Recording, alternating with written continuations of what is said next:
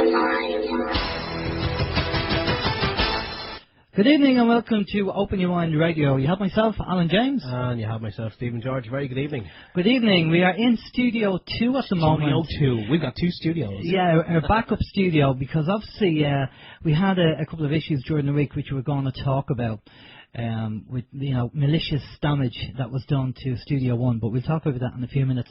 But for the moment, we'll go over and get the communication channel, Steve, in our Studio 2 backup. Right, okay. We have info at OYMIreland.com. We also have the chat facility on the website as well, so if you're listening to us on the TNS stream or on the UWS stream and you want to stick in a few questions or comments, just navigate to OYMRadio.com or OYMIreland.com and you will see the link on the left. Click here for live chat. You can log in there and you can ask questions to our guests this evening. You can also have a chat amongst yourselves quietly if you fancy it. And if you want to call, we can call us on the landline. I was going to say if you want to call us on the landline, but no, because we're in the Studio 2 and we don't have a phone line in Studio 2, so apologies for that one. No problem at all. Well, it's just a case that we're in Studio 2 and there was a couple of things that happened during the week, but just a couple of things that we want to touch base on. One thing was a big thank you to TNS Radio, Vin and Ducky, for getting us out of a tight spot. One of our LCD monitors actually went down during the week, dead as a dodo. And we got a temporary lend of a monitor from Ducky and Vin. So thanks a lot to them two guys. If anybody does happen to have a spare LCD screen or one that's available, please contact us and let us know. It'd be much appreciated. And we'd be able to use it in the studio. That'd be fantastic there. Other than that, we'd have to go out and buy one. Yeah, and the way things are at the moment, you know the way it is, Steve, at the moment. The other thing on our list, would you believe, I actually was going to print out the script, but because of everything going on, I forgot the script. But I remember a couple of things that's on the actual, that's on the list. The other thing was, there was a massive austerity march in Dublin yesterday, obviously for the property tax and, saying no to the people coming out from Europe. I believe it's the Troika, as far as I know. Unfortunately, we couldn't get down because I was in the process of sorting out a few things. But I hear that the march went very well, and as usual, the media underreported the actual figures. Now, the media were talking about 5,000, but I know people were talking about 20,000, so I'm actually not too sure. What have you heard, Steve? To be completely honest, I haven't heard anything bar what I've seen floating around the internet. I did see a picture of, I don't know what street it was, I couldn't actually make out the street, but it was covered, a sea of people, and they were all holding up red cards. I'm guessing it was a red card to the government or something like that. But it's funny because I was only talking to my wife about it yesterday, and I was saying that when the media do report it, you may bet your bottom dollar that they'll underestimate the amount that was the crowd that was there, and plus they'll get it in somewhere that there was a little bit of violence. And as I think we've said it before, and I know you've said it, Alan, that the trouble never starts until the law enforcement arrives. They generally provoke it. But other than that, no, I haven't heard. I mean, as regards mainstream media, I don't bother me backside watching it at all. So I rely wholly on the alternative, or as we call it, the new media. Yeah, exactly, and that's what we should be doing, listening to the new media. But there you go. Right, okay, Steve, how's your week? My week's fine. Are you enjoying your tea there, yeah? I am indeed. Thanks for a cup of tea as well. That's brilliant in the studio too. You get tea in the studio too. But, by the way, if people are wondering why there's only one of us on the OYM chat facility, I'm monitoring the TNS radio chat and Steve is monitoring the OYM chat. So we are kind of covering all bases at the moment, so everything's hunky-dory. But sorry, Steve, how's your week? My week is fine. The usual mix of this, that and a bit of the other as well. No, it's. I've just been kind of waiting, reading some posts on Facebook, and I know I sent you a message the other evening as well of something else that I've seen on Facebook. I'm not exactly 100% sure of what it's all about, but it's supposed to be an alternative to Facebook for people involved in the truth movement. If you want to call it a movement, well, I mean, I'm not saying that that's what we are, but you kind of have to put a label on things so people understand it. But awarenissact.com, it seemingly looks like Facebook when Facebook first hit the internet many moons ago, and it's predominantly for people involved in the so-called truth movement. I had a look at it, I checked it out, and I registered just for the crack to see what it was about. And it is kind of like Facebook, but there's a lot more. Well, the people on it are a lot more. They're kind of, they're like you and I. So you're not kind of posting something up and then people are coming along and slating it and saying, oh, there's a load of this, that and the other. If you post something up there, the people who are on this, they seem to be kind of intelligent people, and they will accept it and probably research it, or if they've researched it already, they'll happily send you back a little bit of information. That's all I found out about it now. And I registered about 2 nights ago. So I'll see where it goes. I mean, at the end of the day, I did say to one of the chaps that was on that forum, or whatever you want to call it, he did send me a private message, and he said, do you think this is legit? And I sent him back. I said, I don't know. It could be legit, or it could be just simply a way of, let's say, Facebook, or whoever's behind Facebook, or whoever's behind the people behind Facebook, whatever. It could be just another media site, social media site, set up by them to get all the truthers off Facebook and have us all, push us into a little corner and say, well, okay, now we know where they are and we know exactly who they all are, and we have them all rounded up like cattle. I don't know. But see how it goes. Say I've registered. That's awarenissact.com. Check it out anyway. It's completely free to register. It's same as Facebook. They do have one thing that Facebook doesn't have, and that's a dislike button. I think I heard people looking for that on Facebook as well, so you could dislike posts. But other than that, it's just been the usual.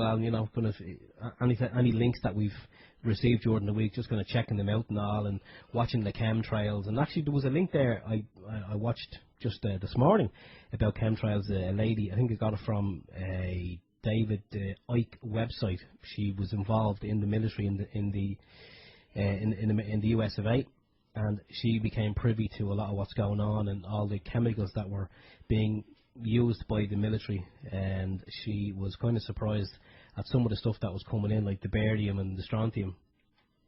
So she kind of reached a point where she had to either continue on what she was doing and keep her mouth shut, or expose it. When she did ask questions about it to her superiors, she was basically told if she pursued the line of questioning and if she wanted to go further about it, her job would be on the line, and plus they would lock her up for 120 days in solitary confinement, and who then was going to look after her 5-year-old daughter. So she decided to keep her mouth shut for another period of time. Eventually she left, and she's going around now. She's a whistleblower. I can't remember her name at this moment in time, but I will get it and I'll stick it up on the chat facility for anyone who's interested. I'll put a link up to the video. That's pretty much that's my week in a nutshell. Okay. Well, I work as well, so I'm a busy boy.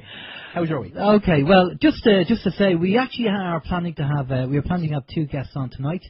Aisling, the girl against fluoride, and a lady called Seven, who has information regarding the bombings in London 7/7. But unfortunately, Aisling is not online at the moment. I don't know where Aisling is at the moment. But we do have Seven going to be on now in a few minutes. But just a couple of things from my side. For some of you will obviously know already. I don't know whether you probably heard me talking about it. I was on UWS Radio. They had the marathon yesterday, and I had a quick mention about it. But during the week, last week, I had 2 antennas stolen from my van, and also somebody maliciously actually cut my broadband cable at the side of the house. Now, basically, I have an outside antenna. It's a wireless internet service at the side of the house, and basically the cable goes down the wall into the house, and somebody maliciously jumped up on the wall and got obviously something sharp and cut the cable, but didn't just cut the cable, they took a chunk of the cable out. Wow. So I couldn't join it together. So obviously I don't know why, I don't know what the reason was. Obviously when something like that happens, it's because you're saying something that they don't want you to say. Now, I can't really go into any detail about it because the police are actually investigating it at the moment. Because it was a malicious attack, that's really what they're really concerned about, because the person actually came onto your property, and obviously the theft as well. So I can't really talk about it, but you go through so many emotions, don't you, when something like this happens? Yeah, and you want to kill someone, and then you want to kill someone. Yeah, I know. But I just feel sorry for this person. If I'm broadcasting or saying something and somebody isn't happy with it, then by all means they can ring in, go on the chat, or come and see me if they know where I live. Exactly. Obviously, if they do know where you live. Yeah. But come and knock on your door. You're not an unreasonable person. No, I'm happy to talk. If they're not happy over something, I'm happy to talk about it. But to cowardly go and do something like that. So I have kind of, I am telling everybody, because I don't know whether this is, a local person or whether it was from somebody outside the area. But I am telling everybody, because if this happens to somebody else, for example, then obviously, people in the community need to know about it. But as I say, I just feel sorry for the person, because, I just think it's just sad that somebody has to go to that level to do something when they could easily just talk to me about if there's any issues that they're not happy about, if there's a reason for it. And just to ask you, there was any other properties in the area touched or vandalised? Not that I know of, no. Okay, so I mean, well, it was you were targeted, so. I was targeted because it was a dark night and it was raining. So somebody must have known that was a broadband cable coming down the side of the house. So they obviously had to be aware of it. But as I say, I can't really go into more detail because the police are investigating at the moment. And that's really it. I'm disappointed that if somebody had a problem with what we're saying, that they didn't come and talk to me about it. That they had to resort to doing something like that. Well, I mean, if it's someone that has a problem with something that you're saying it's OYM that's really saying it. If someone has a problem with that, I mean, we still have free speech as far as I'm aware, and rather than do something malicious, why would they not just, if it's because you're running OYM, why should, they could just easily set up their own internet radio station and go against OYM rather than taking it personally, because I mean, at the end of the day, you're not saying that everything that OYM says is right. We just do a little bit of research. We find what we know to be the truth, or what we perceive to be the truth, and we send it out and we educate people, and we get people on to discuss it, and experts in their field. But at the end of the day, it's OYM as an organisation, if you like. It's not you personally. So I mean, for someone to attack you or your property, I think it's wrong. Yeah. I mean, it was knock on the door, or if they don't like what you're saying, set up their own internet radio station. I'll do it. Well, it was definitely to stop communication, because the two antennas were nicked with two radio antennas, and obviously the broadband. So they were trying to stop, but I mean, it was a kind of feeble kind of way to do it, because I mean, you just get back online and get back up and running. You can't stop the truth. You can't stop the truth, and we're here in Studio 2 at the moment, and we're broadcasting live again, a regular show on Sunday. So I don't know. But anyway, listen, let's move on. It's, as I say, it's with the police. The police are investigating at the moment, and I can't say any more than that for obvious reasons. But so there you go. So anyway, the guest that we're going to have on tonight is a lady called Seven for Justice. Well, that's the name we have on our Skype anyway, but I'm sure she will give us the details if she wants to give us her name. Now, it was kind of very quick that we brought Seven in, because it was only a few minutes before the show, so we didn't get the full details. But I believe that Seven has information regarding the 7/7 bombings in London, and Tony Farrell, who was on our show, and he was an intelligence analyst for the South Yorkshire Police, until they let him go or they fired him. Basically, he has looked at the evidence that Seven has, and he's confirmed that it's legitimate. But what we'll do is we'll bring Seven in, and we'll talk to her, and we'll find out what the details are. So, without further ado, Seven, good evening to you. How are you doing? Good evening to you guys. How are you doing? Thank you so much for having me on your show. That's okay. Yeah, thanks a lot for coming on. We obviously there's a lot of background noise there, Seven. Do you know what that is by any chance? Is it gone now? Is it better now? It's getting better, yeah. Okay. I had a cable in, but we've taken it out just to increase the volume, but it should be okay now. Is that better? Yeah, it's better. There's still a bit of a buzzing noise in the background. Is that a laptop microphone you're using? Yes. Okay, yeah, they're not the best. They kind of pick up everything. All right, okay. Does it help if I do that? I'm moving something now. Does that help at all? Okay, well, it's better. We can hear you. That's better, yeah. The sound has died down a little bit, so that's fine. Okay. Good evening, and thanks for coming on the show. It was Tony, ZPE, that told us about you and the evidence that you have regarding the 7/7 bombings. So do you want to give us, as we only know a little bit, do you want to give us an introduction of who you are and what you know and what you've been doing, and we'll take it from there? Okay. First of all, I want to say a big shout out to Tony Z and Kate of synchronicityradio.com and Critical Mass for giving me this opportunity. Basically, my background is media. I have been in the entertainment industry for the best part of 30 years. And in relation to Tony Farrell and I have compiled a report. Over the last 6 months, we've been basically putting together a report based on my case, which spans back to 2003. Now, just to give you a little bit of information about myself and my case. In 2003, I was targeted by a media-based cartel. And when I say media-based, it's actually media law firms as well as media bosses that are in various different media corporations. And I'm going to give you their names in a little while, but I'll just give you a bit of background first. Yes, I was targeted in 2003. I actually had created a multimedia platform and set about trying to protect it. The platform that I devised actually came out of the fact that my brother had died at a very young age. I was already in the entertainment industry, and I decided I wanted to do something in entertainment to address health and fitness and make it sort of sexy and contemporary and, revolutionize how we perceive these subjects. So I spent many years doing research after my brother died, he died in 1992.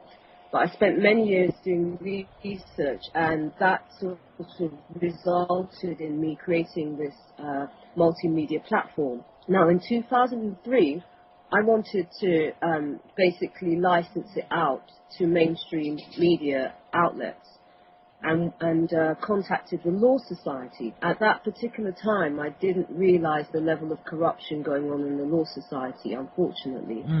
But on the basis of jurisdiction, in relation to where I live, they gave me the name of a legal law firm dealing with these matters, media law firm, called Russell's. Now, they're based in London, West 1, and they said that they'd be able to help me in the protection of my documents and intellectual property rights. So, being not knowing what goes on within these organizations and the level of organized crime that some of these firms are engaged in, I actually contacted them and had a meeting with Russell's about the protection of my documents, my multimedia platform. What actually transpired is that they tipped off various networks that I was some kind of golden goose who had developed something that was potentially worth a hell of a lot of money, and we're talking a colossal amount of money is what happened. So are you a programmer or a developer, or how did you develop this platform? Well, basically, I'm sort of a conceptual inventor, so I devise concepts that are to be marketed, that tap into the mainstream consciousness on various different levels. Now, because I was aware that there were problems with health and addressing the issue with health for lots of people that had watched mainstream television. There wasn't anything that addressed these subjects.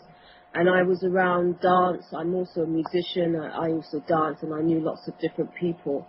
And so in 2002, in fact, just before I engaged in these meetings with Russells and others, who I'll tell you about in a minute, in 2002, I myself became ill. And I was at home for about a month. I just had a tonsil problem. But while I was at home, I was flicking through the channels, and I thought there is nothing on these networks to address people with illness. And I thought it would be a perfect time to launch the concept that I had devised. And so that took me up till 2003, and this is the period that I set about wanting to do deals for it. Now, my background, to kind of answer your question, is basically creative. It's sound and vision. I'm also a music producer, composer as well, and I have sessions from quite a few big artists in my time as a guitarist. But actually, I do devise, and still do so, devise and develop innovative concepts. And I've sort of got some, I've had some publicity about that in the past. But not to blow my own trumpet at all. I mean, I'm kind of more on the alternative side anyway, particularly now so, because mainstream media is entirely corrupt. They're notorious, unfortunately. Well, if you're good at something, then promote yourself.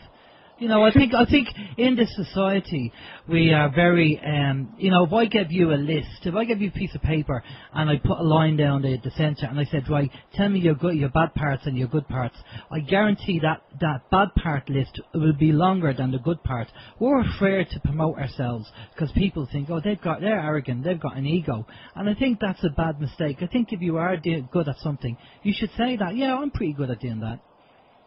Yeah, I think it's a good point. It's a very good point. But it's also good to remain humble. I mean, it's an industry full of egos and megalomaniacs and people that think they're above the law or above God. And that's kind of behind some of the atrocities that we now see. There are two extremes with that, isn't there? There's basically humility and, standing in your power. Yeah, I can do this and I'm competent at it. And then the other end of the spectrum is, absolute psychopaths that, think they can do whatever they like. Totally. So it's always about balance, it's always about balance. Yeah. I think at the end of the day, I always say to people, look, ego, is very dangerous. I mean, I know it's part of us and everything else. And like you, I was a musician as well. And I always say to people, look, you can go in the bathroom when nobody else is around and look in the mirror and go, I'm fantastic. But when you leave the bathroom, close the door, go back and being humble. Yeah, absolutely. Absolutely. I mean, I totally agree that to kind of undermine yourself, I think you give people your power in a way. I mean, you set the value, you set the benchmark for how people are going to treat you. Not always, I mean, but generally, if we should basically be able to stand in who we are and have confidence in that. We all have the right to life. And that's, in a way, those values have steadied me to get through what I've been through, which is spanning almost 10 years now. My journey as a targeted individual has been 10 years. And, it has, I've always been a humble person anyway. But at the same time, when you have people that are trying to erase you from history, erase you, to be acknowledged for your work, erase you, because I later went on to take these corrupt organizations to court and won in 2006. That was covered up, so they erase you again. And so basically, it's a life of kind of being an invisible person, even though your work is global and it's celebrated and it's racking in trillions of pounds. You're basically pushed to the side so that nobody will ever know about your existence. So in that journey, you have to discover, you have to develop your power to come forward and say no, despite the massive media machine, and we're talking a massive media machine has been behind shutting me down. Yeah. Scrubbing machines where you basically have people that go out, anything that goes up about me gets erased. If I try and go on a radio show, the show gets taken down. There's a whole operation to silence me. And even when this report was done on Tony Farrell, there's been a number of agents. There's a guy called Mark Windows and Dom, who were basically going out literally way over and beyond to try to discredit me and call me a liar, call Tony Farrell a liar, and anybody that supports us. And, you know, this is the kind of thing that you come up against. And when you come up against that, you have to let go of your ego, because you will experience persecution, you will experience ridicule, particularly if you know a truth that potentially has the power, like this truth, which I'm going to tell you about, which has the power to potentially shut down the establishment. If we base what happened with the News of the World and the hacking scandal, this one involves the murder of innocent people to cover up all kinds of skullduggery and corruption. And when you have that kind of magnitude, you are up against people that will make you have to go within yourself and say, it doesn't matter what people think about me. In some ways, this is not even about me anymore. You know, I'm just a sort of instrument of a catalyst for something major that has happened. And I've had to, regardless of what anybody says, I've had to sit firm in my truth and you know, be guided by the fact that it is a truth. I have experienced this. I have nothing to gain. It's been absolute hell for me. I've been living a nightmare. And, you know, regardless of how many lies and the policy of lie and deny and cover up and murder people, regardless of all of those things, you've got to rise above it and put your ego to the side. And I've always believed that truth has a vibration, and people know when somebody's telling the truth. Lie to be deceitful also has a vibration. You can just look into somebody's eyes, or you can feel if somebody's bullshitting you, you know. And I have used that truth to get me through some very, very nasty situations, you know. And since Tony Farrell's report has become breaking news in the UK, I've got trolls and shills and agents coming out all over the place. And the amazing thing is that these people pride themselves of being truthers, of being in the movement of truth. But then you find out that they were never really behind truth at all, you know, so it's quite shocking situation. But here we go, you know, so reality is, for me, it doesn't really matter whether people believe me or they don't believe me or they ridicule me or persecute me. It is a truth. What I'm about to tell you is an absolute truth. And it's a truth that belongs to the public, because a lie has been told about it, and lives have been taken to cover it up and to protect those who are part of Masonic groups and brotherhoods or whatever, you know. And from my point of view, they're just people like myself, and right now they're very afraid. So, and I understand that, you know, if you've done such horrors, I don't think they ever banked on me ever getting to the stage where it would come out, you know. I don't think they anticipated this, but the level and campaign and witch hunt they've used to shut me down, I think they were expecting me to be on a park bench somewhere with a couple of cans of cider. I know what you mean. Would you see yourself as target? Would you see yourself as a targeted individual? I am a targeted individual. Okay. And I'm a survivor. I call myself a survivor. Okay. And so, I mean, for anybody that doesn't understand that term out there, you should Google gang stalking or domestic terror. Yeah. Or organized stalking or anything like that. So basically, just to go back and give the listeners a background to how I became a targeted individual. After I went to the law firm, in Russell's law firm, I spoke to a man called Christopher Gossage, who was a clerk there at the time. And I showed him my documents. He signed confidentiality before I got him to see them, because I knew intuitively, and because of my research into scheduling, I did a lot of research to ascertain whether mainstream media had anything like I had developed. And like I said, when I was at home sifting through channels, they had nothing. And then when I went into schedules for the last probably 20 years of broadcasting, there was nothing remotely like I had created. And so when I went to see Christopher Gossage, he was literally salivating. He was so shocked that by what I had created. I said, do you know companies that would want to go into deals to license this? And he was like, hell yeah, he was basically almost jumping up and down at the potential market value of what I'd created. And what I had created was to make, how can I say, contemporary and, sexy, if you like, and revolutionize the way that we address health and fitness.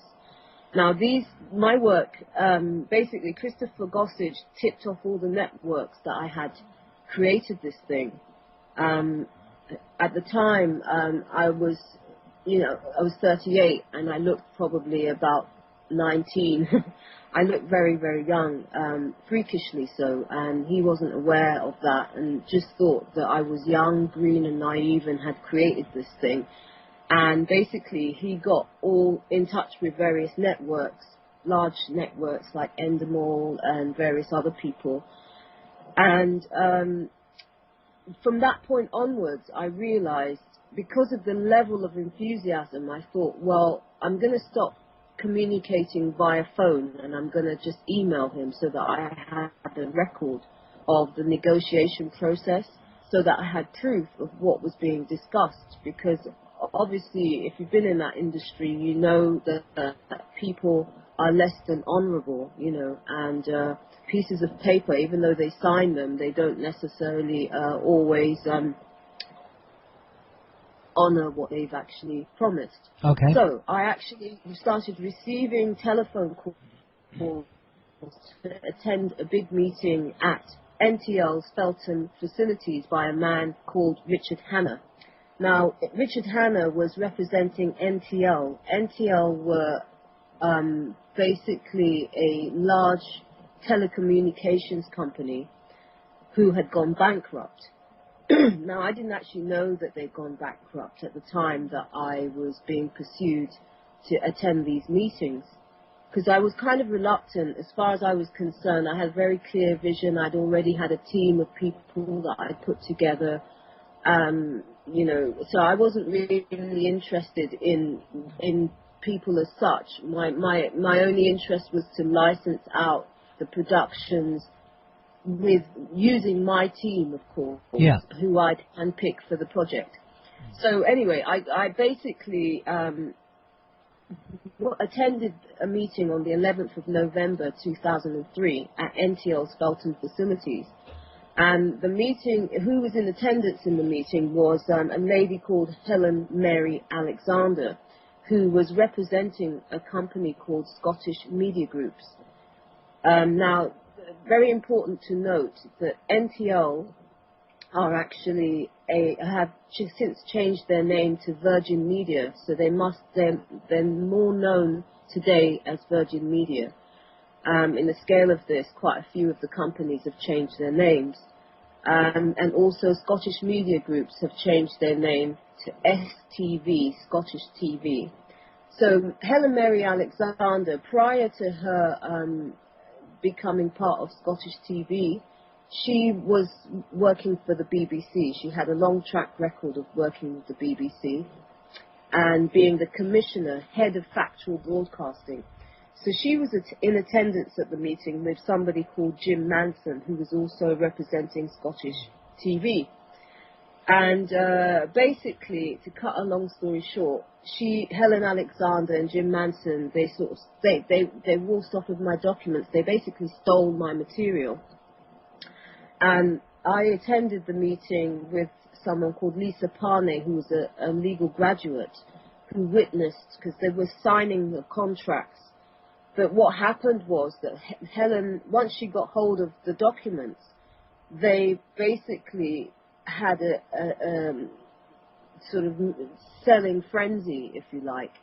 And we got wind of an email which was dated prior to the actual meeting, which was on my command, unleash sales hell, meaning basically as soon as they get my documents, they were to be converted and sold all over the world, which is what happened.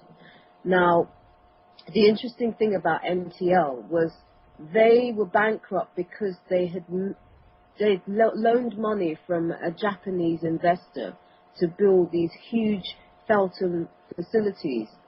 They're probably some of the biggest broadcasting facilities in the UK. They deal with satellite and all sorts of things. And when we arrived there, they were completely empty. They had built these digital facilities, and on the basis of actually promoting sports, but they lost the deal to Sky Network, and so they were left with these facilities and they didn't have anything to broadcast. So when they realized that I had created this multimedia platform to address health in a new way, there was a plan that was underway even before I got to the actual meeting to steal the documents, convert them, and to turn them into literally hundreds of television shows. And this is exactly what happened. One after the other, by December, I started seeing my work advertised on television as a whole list of productions. Now, if anybody wants to have a look at that, if you go into the report, the Farrell report, and it's www.thefarrellreport.net. And if you go into the actual report, you will see copies of the affidavit, which is actually in the appendices, and also, the actual affidavit from the court case is, and it lists all the television shows and productions that came from my stolen documents. And what you will see is literally back to back, one after the other, a colossal, I mean, I've lost count, to be honest, but I know that the work was sold in 150 countries.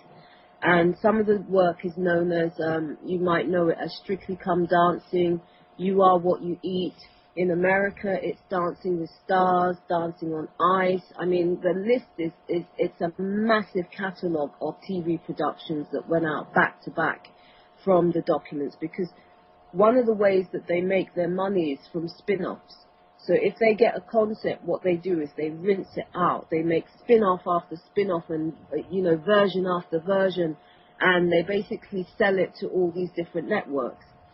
So when I saw that my work was being sold without my permission or consent, we immediately rallied to try to get hold of Ellen Alexander to get her to cease the trading. And I tried to contact my lawyers from Russell's in order to get them to stop the trading, because I had actually become Russell's client specifically to protect the intellectual property rights. So the fact that these, Helen was selling my work and they were doing nothing about it was very telling. Now, when we tried to contact Russell's, they completely ignored me, even though I was on record as their client. I had a client, letters of client and instruction. I had letters of client care. I was a client of theirs. For them to just terminate the contract without even discussing it, not putting it into writing, was very telling. Okay. So I went to other lawyers, and they said, well, you've got to sue Russell's because that's absolutely out of order. I went to see a guy called Tony Marriott from another media firm as soon as I saw my work all over the place. And I showed him the evidence. As I said, I had a long paper trail. I had all the emails about the negotiations for my work. I had signed contracts. I had a paper trail from, all my research and conversations, all the emails, etc. So there was hard prima facie evidence to show that what was being sold belonged to me. And once I did that, actually what happened was my house was put under surveillance. And that's when the targeting began, literally almost immediately. We tried to get in contact with Helen Alexander and asked her, we sent her emails, which I've produced copies of for the courts, and to tell her to stop the trading and to return my property, but she refused to do anything. She there was a lot of money involved. And that's what we were told. We were told by this lawyer. He said, well, do you realize how much money is involved in this? He said, there are big companies that have invested in this. And, they're bigger than you. There's nothing you can do about it. And I said, you've got to be kidding. This is my work, which I've created on the back of the fact that my brother died.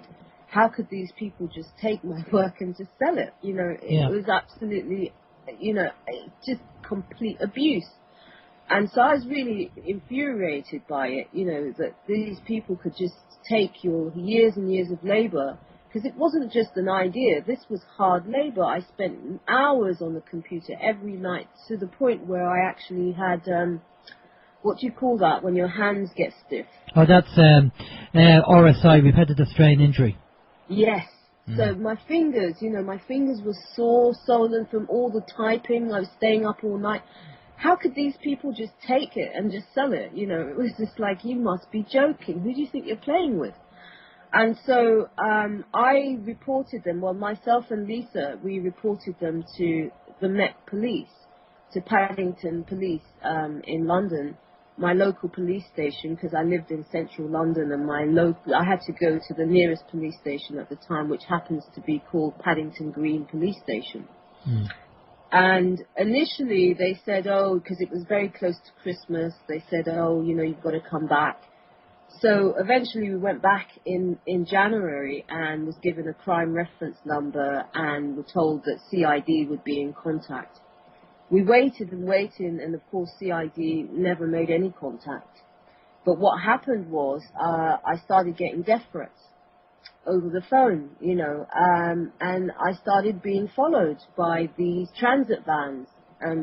Everywhere I went, I just noticed that outside, a transit van that had been outside my house earlier that day was now outside the place that I was, For instance, if I went to visit a friend, I'd look outside the window, and my friend and I would look outside the window and notice the same van was now outside her house.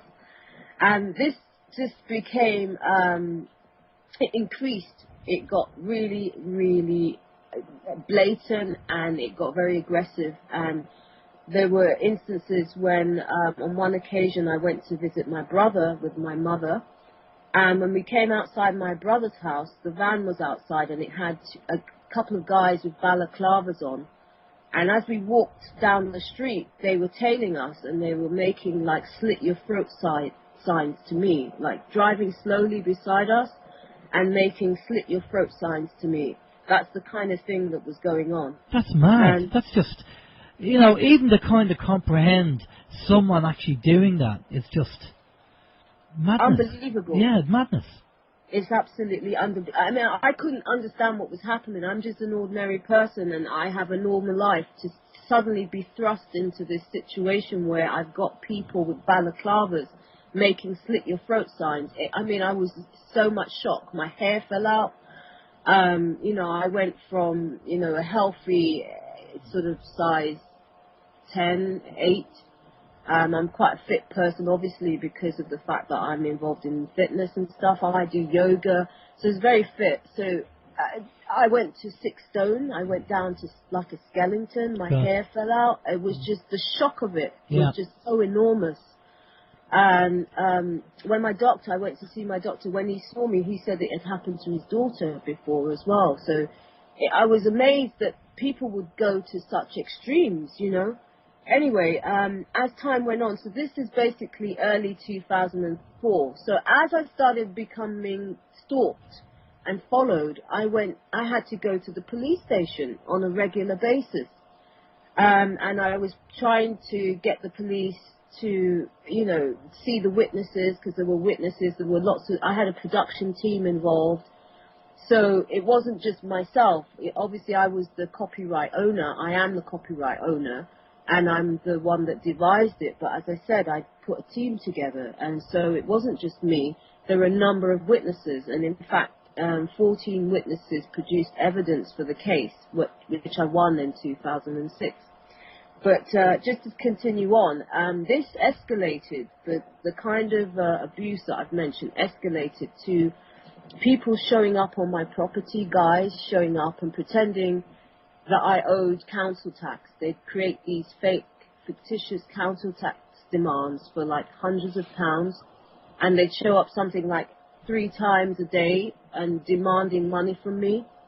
And so I went to Westminster City Council, who are my local council, and showed them these demands and said, why are these men turning up at my property asking me for, thousands of pounds?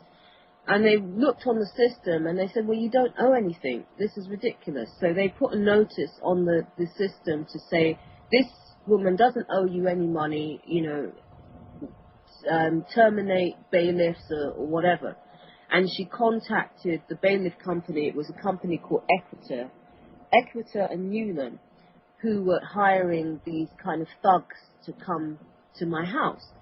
So I thought, okay, now the Westminster City Councils, they've contacted these guys, they'll leave me alone. No.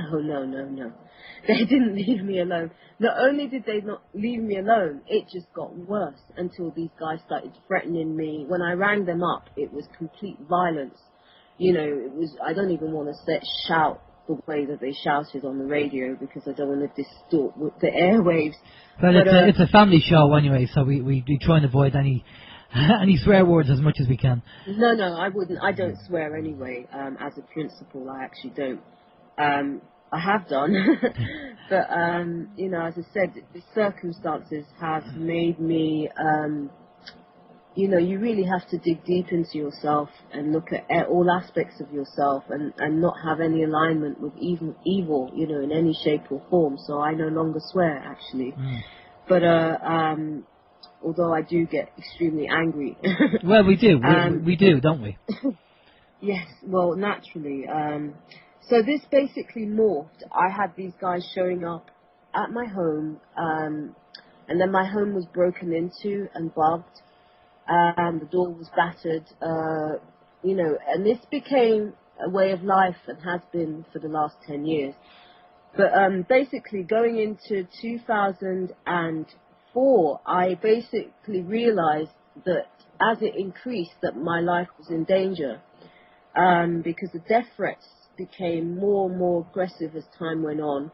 And not only was that happening, but there was another aspect to this, which was that they were actually making TV shows about what they were doing to me in real life. And that aspect of it was extremely sinister. I was not aware of this sort of thing beforehand, but have since become, something of, quite learned on the subject, unfortunately.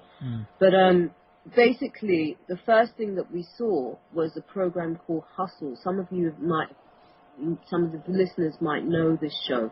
It was released in 2004 by the BBC, and it depicts 4 or 5 central characters, and the characters are actually the same people that conned me, but they've been dramatized. And when I saw it initially, they had this announcement, you get something for nothing, the con is on, and all this stuff. And so something within inside me resonated to say, hold on a minute, what is this? So I went onto the website, and lo and behold, I saw everything that was done to me on this website. And it was unbelievable. And they have this whole section of how to con people. You've got long cons and short cons, and how you select somebody to be conned, and that they've got fixers, police, judges, all sorts of people. I mean, I could not believe what I was seeing, and it was just shocking to me. And from that point onwards, this became completely consistent. It just went on from there. So the next thing that happened was Another example of that was my name, which my full name is actually Charles Seven, and some people call me Charlie Seven. And as I explained to you earlier, I'm also a musician and have been for many years, and have sessioned for some, quite well-known people like Robert Palmer and others. And so when I saw there was a band created called Charlie Seven, now people, when they saw the advertisements, they thought it was me and went along to find a blonde young lady with my name. And when we looked at the website, they had this album that they were creating, which was called Chasing Victory, a Not So Tragic Cover-Up. And this is the kind of gloating that was going on. These people were lauding it. It's not so much that, they've done the crime, but they're actually gloating and laughing about what they're doing in real life to people. And that's the kind of sinister behavior that is really going on within mainstream media. This is a cult. It's not just, white-collar criminals who, got lucky. They met someone who they felt didn't have any backup to protect themselves from being conned or whatever. This is much deeper than that. This is people that are actually ritualistically engaging in these practices. And this is something that went on and on and on. So running up to 2000, August of 2004, I was getting it on every front. My emails were hacked. My mail was being stolen. I was getting death threats over the phone. Everywhere I went, I was being followed. I mean, it was just a nightmare. These guys were showing up at my house, still with fictitious council tax debts, even though Westminster City Council had told them to stop harassing me. They just continued. And so it became more and more and more dangerous, to the point where I realized I've got to do something. So I issued legal proceedings myself on the 5th of August of 2004 in the Chancery Division at the Royal Courts of Justice, London Strand. And at the time I kind of thought, well, if it goes into court, they might realise that, they've got to back off. But that's when it got really dangerous. And from that point onwards, it became an extremely dangerous, very aggressive, very violent situation. Now, during the running up to my case being heard, because I was supposed to have my case heard in July of 2005, between July and August, the case was due to be heard in the Royal Courts of Justice.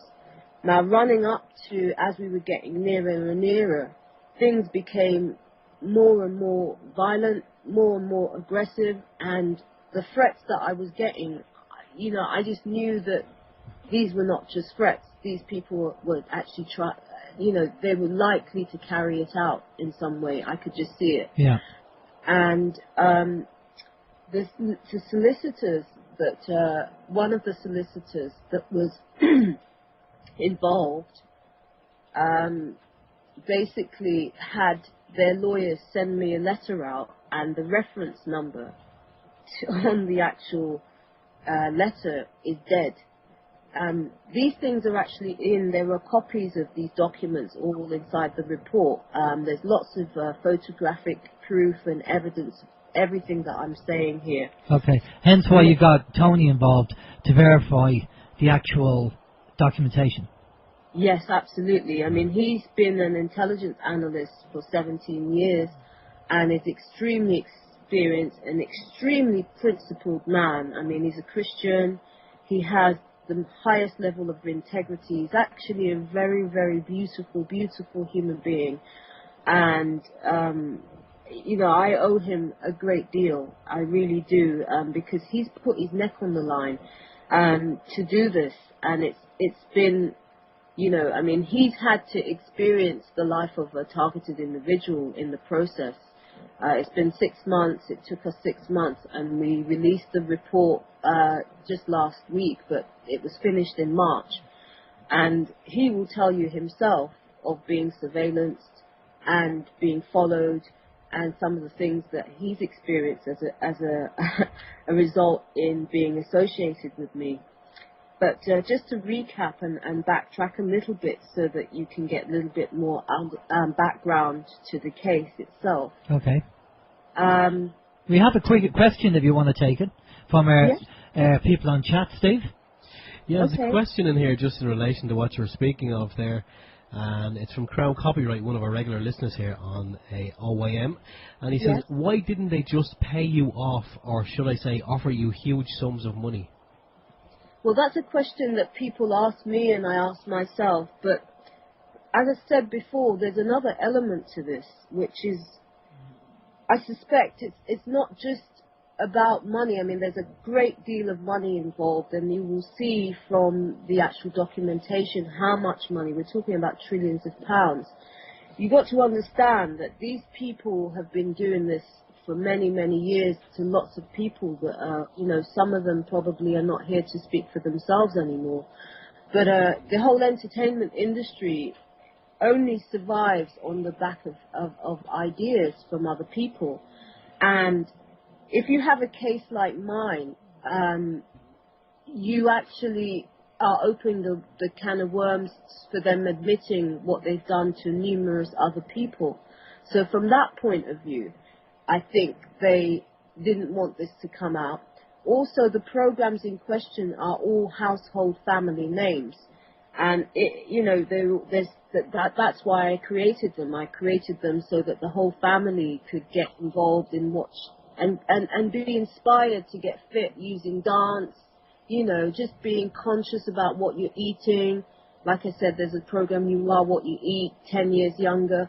There's lots of programs that are to inspire those things, designed for the family experience. And for these people to let the public know that that's what's behind it is something that they don't want to be known. Also, when you've got this amount of money involved, you're talking about criminal activities, you're talking about money laundering, and it's much bigger than that. And I also think that the type of people that I've met and the people involved in this is that they actually think that they've got a divine right to take whatever they want. They don't feel like they have to pay anybody. They feel that, they're basically the owners of the planet. And not only that, is that this money is funding things like New World Order and, Agenda 21 and sort of global incentives. So they're not about to let somebody who's a humanitarian who has values of peace and love to have such amount of money, because obviously I would be promoting things that increase and foster and inspire love and peace and those things. And these people don't agree with that. They have a completely different philosophy on life, which is anti-love, anti-peace, hatred, and the enslavement of other human beings.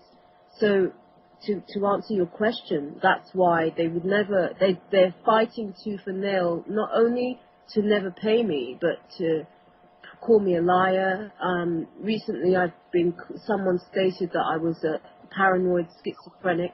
I mean, it's just a joke. It's so absolutely twisted. But what happened was, because as much as it is, sort of a copyright case, it was also contract and various other parts of law, criminal law, theft, etc. But one of the things that people don't realize is that this is actually, it's a covert slave trade. And what I mean by that is, once my documents were stolen, when they realized that they had were onto a winner, and they'd identified somebody that had the ability to create something that would be, able to resonate on a wide scale with lots of people demographically.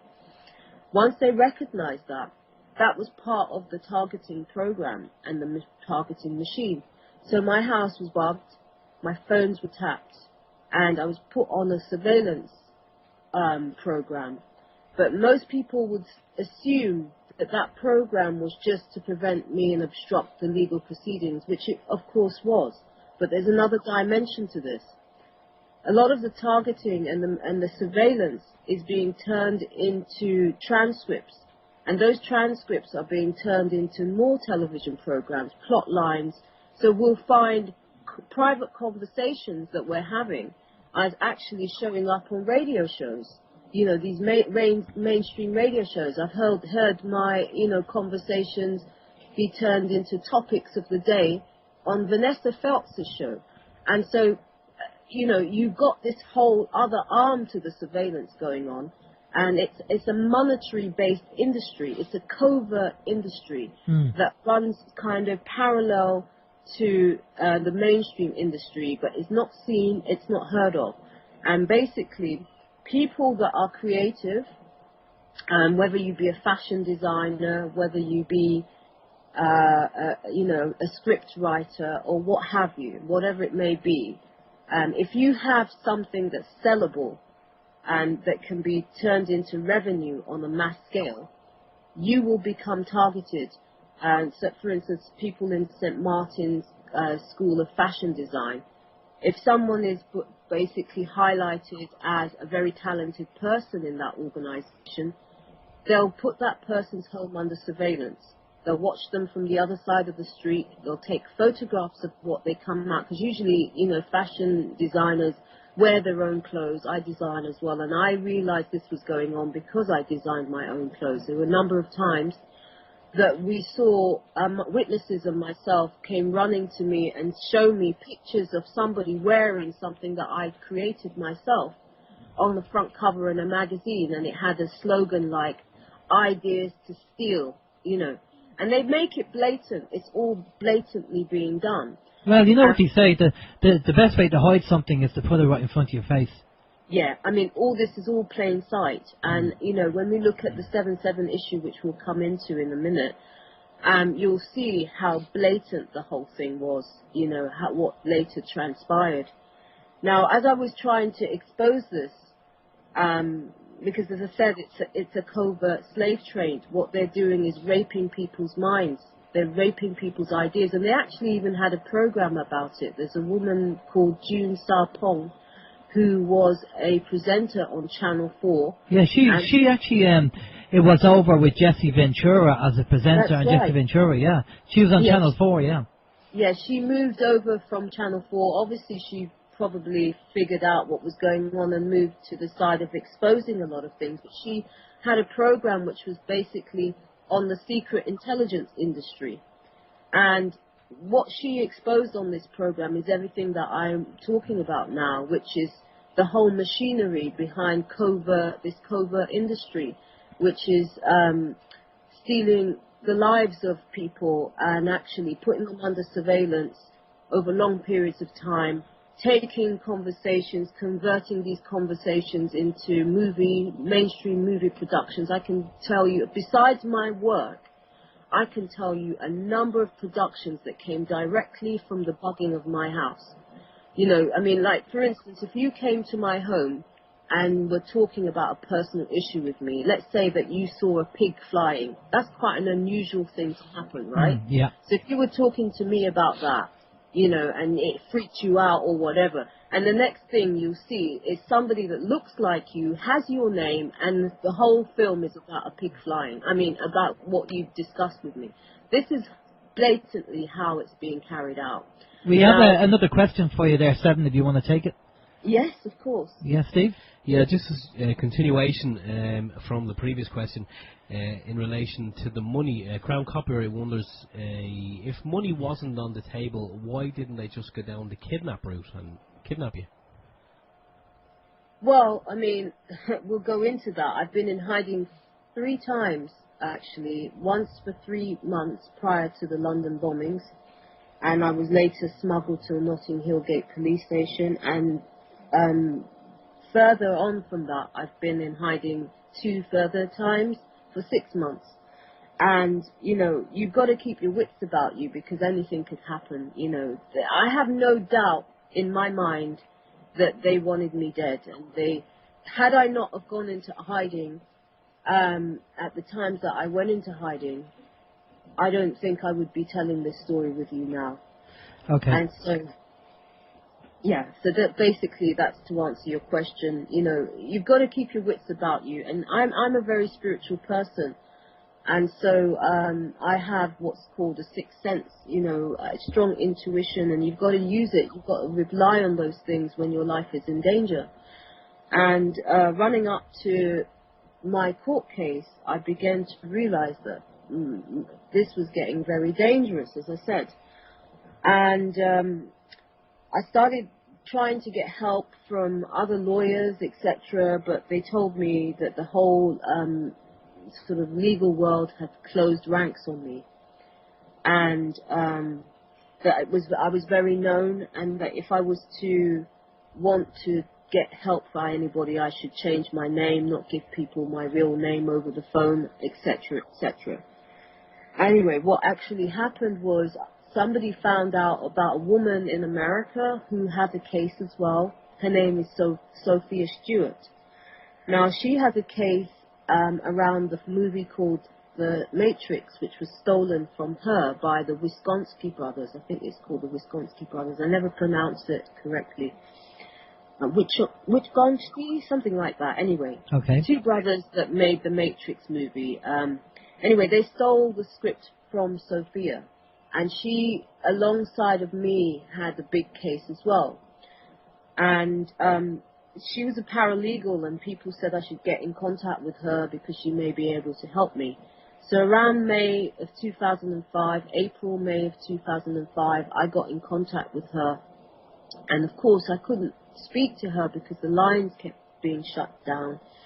I managed to have like 5 minutes, and then the phone would go down, and then I'd have to ring her back. She was based in Salt Lake City, and wasn't able to talk much with her, but she explained that her case was going on, and that she was very close to winning it as well, and she was trying to connect me, I think, with some people that would help me. Because in her case, she had the FBI on her side, but what I actually had was corrupt police officers.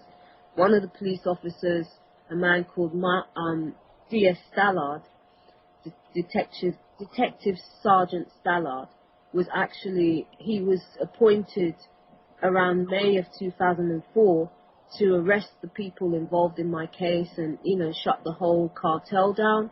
But he did nothing.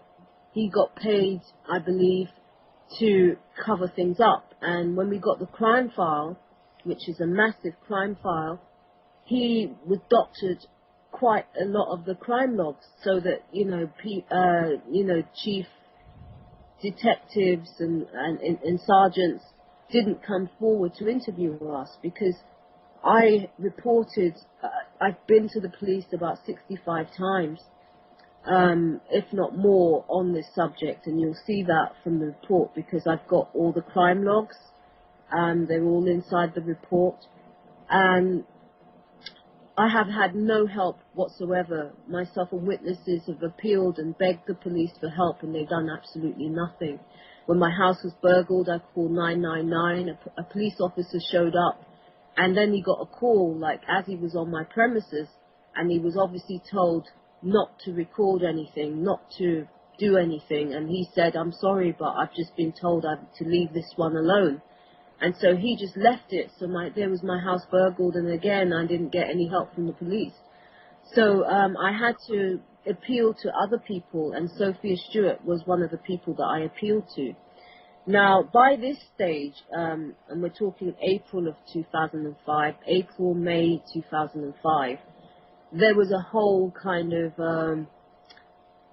Simon Says type situation going on. So everything I was doing was being converted into TV shows in order to mock, humiliate, and sort of take the pee out of me, if you like. And so a couple of months later, when I opened a newspaper and saw that the people had stolen Sophia's material were now making a movie about blowing up the London trains, I could connect the dots very, very quickly because I understood the code that was being used, and I understood how how they kind of gloated within mainstream media and were doing things in plain sight. I actually panicked and thought, I've got to do something. So I went back to the police and said, look, this is what's going on. There's a cartel within mainstream and law firms, and there's a very strong possibility that they're going to pull off something on the London trains. Police wouldn't do anything about it.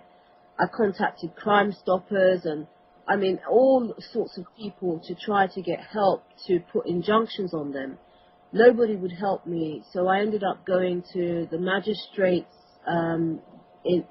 courts in London, Marylebone Magistrates Court, in June of 2005. And I had to go back about 3 times to see somebody. I was like begging them, please let me see somebody because I want to put an injunction on the criminal cartel. Eventually I was able to see a clerk called Charles Rees, who again was in the magistrate's court, and I showed him my evidence. I said, look, there's a cartel within media that are carrying out crimes in real life and turning them into scripts and movie scripts, and I showed him evidence that it happened time and time again. I showed him evidence that my material had been stolen. I had showed him death threats. I'd shown him that I was to have a case which was to be heard the following month in August 2005. And there was a real threat of danger to the public, and when he saw what I showed him, he was absolutely winded. I was in tears, and there was no question that this man knew that I was authentic. He knew it wasn't some lunatic just showing up, just for the sake of it. He knew absolutely that this was a fact. I had the court documents showing that, my case reference number that was to be heard. There were doctors that were warning warning the courts that I was in danger, that my life was in danger. I had some very good doctors because, as I said, one doctor had the same thing happen to his daughter. So he was pretty much up to speed. So he wrote on my behalf to tell the courts that I was in danger, my home was being watched, and he knew the coup. So I showed this to Charles Rees. I showed so much evidence to him. And what he said was, I had 2 options. My first option was I could take action against the police to make them take action and arrest the cartel. The second option was that I could take action against the high courts, to make the high courts take action against the police, to make the police, to demand that the police arrest the criminal cartel. Now, I had a case, as I said, which was scheduled some weeks away from that particular time, middle of June 2005, and so there was no way I had time to mount proceedings now against the police as well. There are 10 defendants in my case, and I'll read the names out as well after I finish kind of summarizing what happened. And basically, I just knew that there was no way I would have time to do all the things that needed to do and still attend to my court case. So the only thing I could do was to go into hiding. And it was a horrible situation. I really can't explain the level of nightmare it was for me. As I said, I'm an ordinary person. I've never been involved in any criminal activities. It's a foreign world to me. I didn't know anything about that, So I was thrust into a situation of enormity and had to think very much on my feet, had to use intuition, and I had to stay strong. I couldn't crumble. So basically I did go into hiding, and I barricaded myself inside. As I was in there for about 3 months, from mid-June till the 31st of August 2005, when I was smuggled to Notting Hill Gate police station in the middle of the night. And who smuggled you there? One of the witnesses, who happens to be a relative, who said, you're going to rot in here, you can't stay in here any longer, He went to court to try to get injunctions on my behalf so that I could attend my court case. But unfortunately, the judge, who's on the front cover of the report, there's a photograph of him, his name is Justice Blackburn. What he did was sneakily remove my name from the court list. Because I don't think that they ever envisaged, they weren't planning for me to go into hiding. I think they had a whole plan engineered for me. Because one of the things that was going on, remember I mentioned that guys were showing up at my property with fake council tax demands for me. And basically these documents are, quite a lot of them are in the report. You can have a look at them. But some of the ones that were at that period were all saying committal to prison. So they went from demanding large amounts of money to now trying to have me incarcerated. So they had a plan which was obviously engineered for me, and it got foiled by the fact that I went into hiding. They weren't expecting that to happen. I mean, it was a kind of a last-minute thing. I didn't premeditate it. I just sort of knew that I was in danger and I had to protect myself somehow. And I didn't have police protection. I had a number of witnesses that knew what was going on, and really amazing people who have put their lives on the line for me. And so that's the only thing I had. I had some official people as much as my GP, who was aware of what was going on and had written to the courts about it. But there wasn't anybody, as far as the law is concerned, that came forward to put me on police protection or anything like that. So we were pretty much on our own. And so running up to the 7th of July, when the actual bombs went off, I was in hiding. I'd been in hiding by that time for at least 2 weeks, something like that, because I went in there from mid-June 2005, and so I discovered it on the news, and I collapsed. I was probably left on the floor I remained there for quite a while, I mean, the enormity of it all, that what I feared was going to happen actually did happen. And then what happened was one of the thugs that, they were showing up with these fake council tax. On the day of the bombings, they actually came up they broke into my house. They got into the front, the communal door downstairs, and they walked up the 3 landings, and they basically slipped a letter without an envelope, because prior to that they was always leaving the letters in the doorway downstairs, sort of in the communal parts, with an envelope. But on this occasion they came up the stairs and they slipped the letter underneath the door with no envelope, and it has the date of the bombings, and it was their coded way of telling me that they were behind it. And that was just another knife in the front of me, in the back of me. I mean, I can't really physically or explain the enormity of this. Now, at the same time, my house was literally under siege.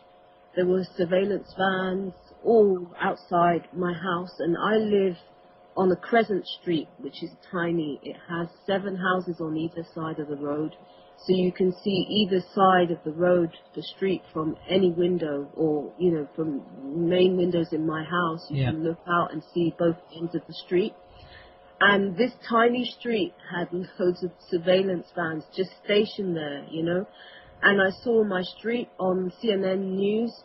I saw my road on BBC. I mean, it was a horror story. It was a horror story of all horror stories. This was a snuff movie. It was like a reality-style horror movie that they were playing in real life. Would you say it's like the... no, I haven't seen this, but I hear people talking about the Truman Show. Yes, you've got it bang on. And in fact, if you look at the TV schedules, you'll see that they were playing the Truman Show all at that time as well. Because unless you knew what was really going on, all of that stuff would slip your head. You'd think, well, you wouldn't make the connection. And like I said, this was all being done in the plain sight. The bus, there was a bus number 30 bus, which was left on Russell Square, I believe. And Russells, you've got to pay attention to the names. It had outright terror, bold and brilliant, on the side of the bus. This is the kind of blatancy that these people were doing it. It was being done in your face. And because they consider themselves untouchable, and that people at that time, I mean, now people know with the likes of Sandy Hook and all the other things that have gone on, there's a lot of great investigative journalists out there, just citizens like us, people like us that have just said, look, there's something going on here, and they've done some great research. And so now people are hip to what's going on. But at that time, I think it wasn't as well known as it is today, that, you have these fake kind of drills and stage setups being made to look like a terror attack.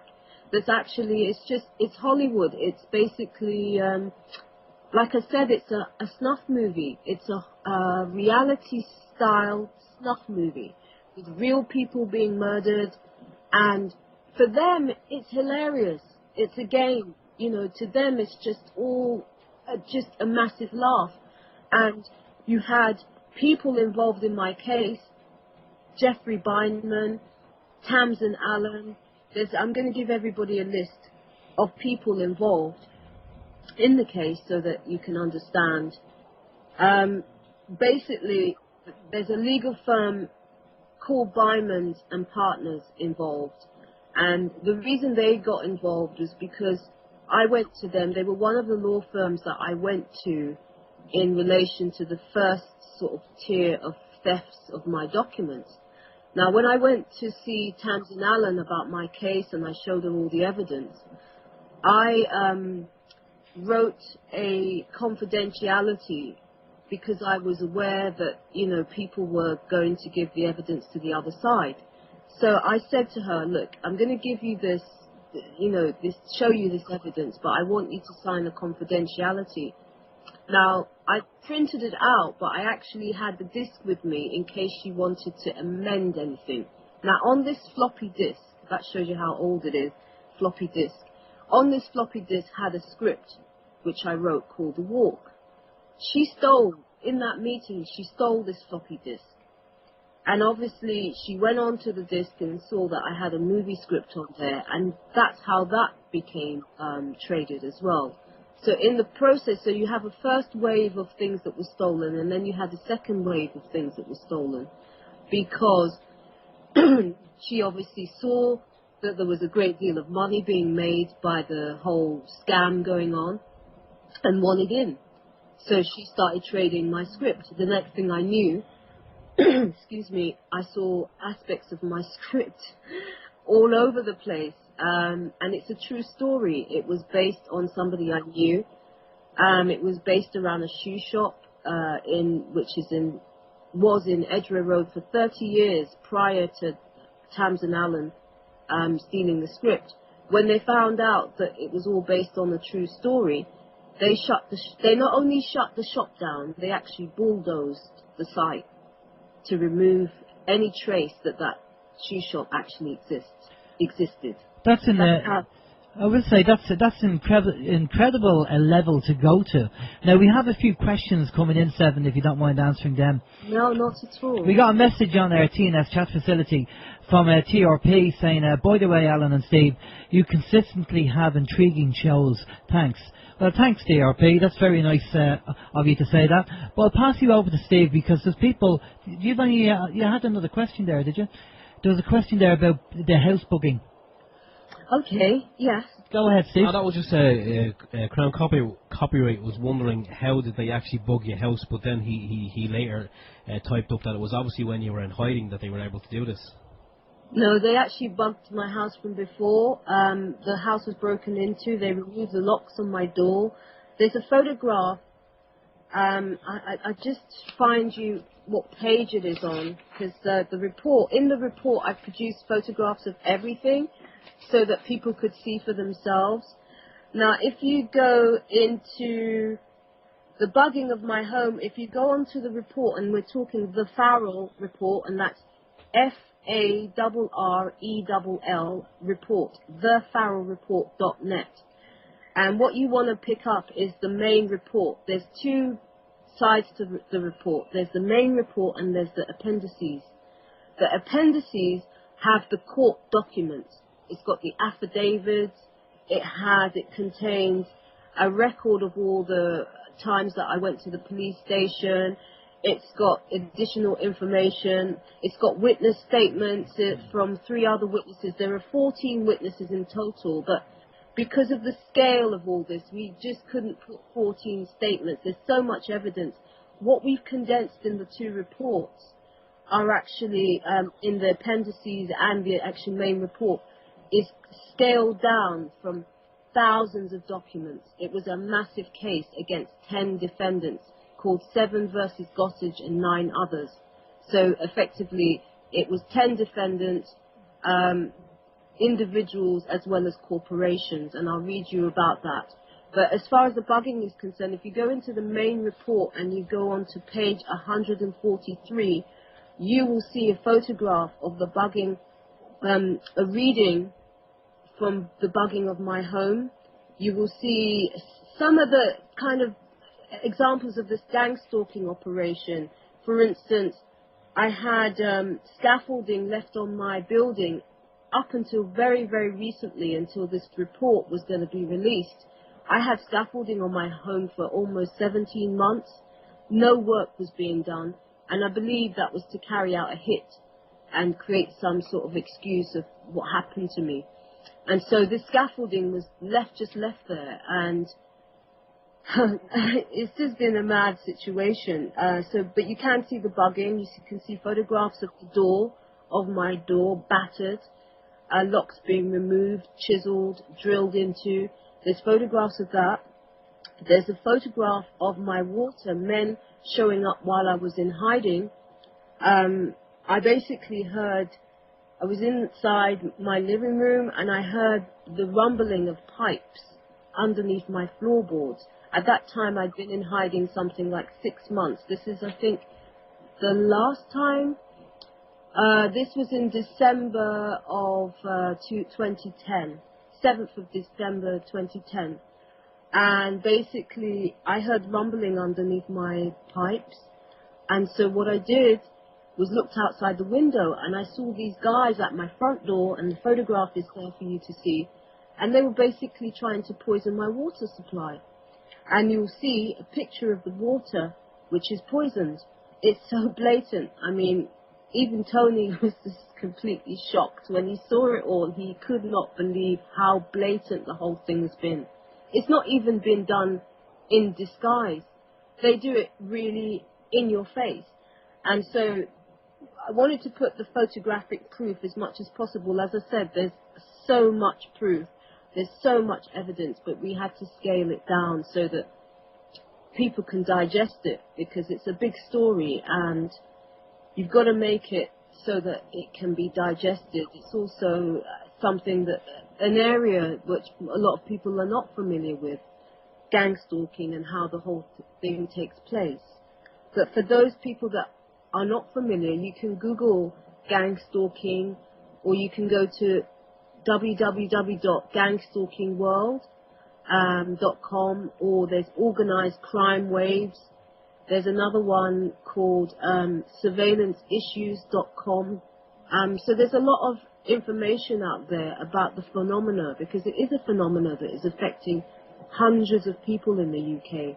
I've had lots of people write to me about their story. In fact, today, a friend of Kate from Critical Mass Radio said her story was very similar to mine.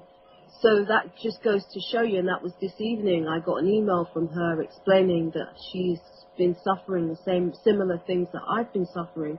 And it's not unique. It sounds to some people like, wow.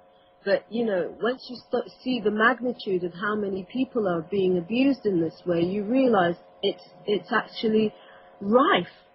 This abuse is rife, and that's what, you know, another reason why people are using these surveillance operations. It's to silence people. In one aspect, creative people are being used as a battery force, if you like, battery power, to create revenue for this machine. And then on the other hand, you have whistleblowers being targeted to keep tabs on them so they can obstruct all possibilities of the truth that whistleblower may have from becoming public knowledge. So for me, I have situations like, I speak on the radio, and you know, sometimes before I get to the show, the whole station's taken down. That happens all the time, you know. So there are different reasons why, you know, the things play out as they do. But you've got to remember, these are telecommunications companies that have the capabilities to do this with ease. You know, it's not difficult for them to do it. You know, they do it every day. So just to go back to the story so that I just sort of get to the end of what happened, summarize it anyway. So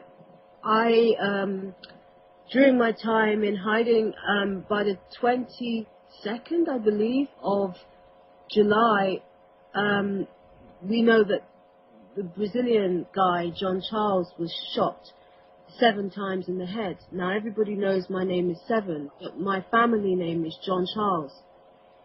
So, for me, it was a warning, you know. I mean, when I looked at the whole situation, because they were aware that I had told lots of people that they were going to carry out these bombings, and I don't think they knew that I wasn't going to come out of the house, that I was going to barricade myself in.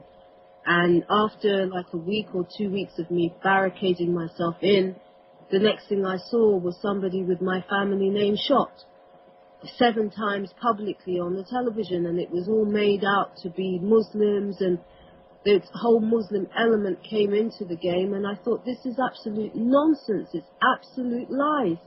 Those Muslim guys were innocent. They had nothing to do with any of it. It's a whole lot of lies. And anybody working inside media that has an ounce of integrity or honesty will tell you that. Well, I think there was issues there, even with the photos, where Photoshop. You can see that it was photoshopped. We have about 20 minutes, Seven, just to let you know. Now, there is a question here that's come in from TRP on the TNS chat facility, and he wants to know, does she have any predictions for the future? Sounds like mediumistic, but do you, based on what you know and the work you've done, do you have any predictions or any ideas about? Oh, that's a big one. It's an interesting question. Well, I think that we are getting to the point where, if we haven't reached critical mass already in the awakening and the veil being pulled up on all this stuff, if we haven't already reached that critical mass, we're soon to meet that critical mass. And once we do, we're going to be in a whole different playing field. Right now, we've got terrified people who know what they've done. They've killed innocent people.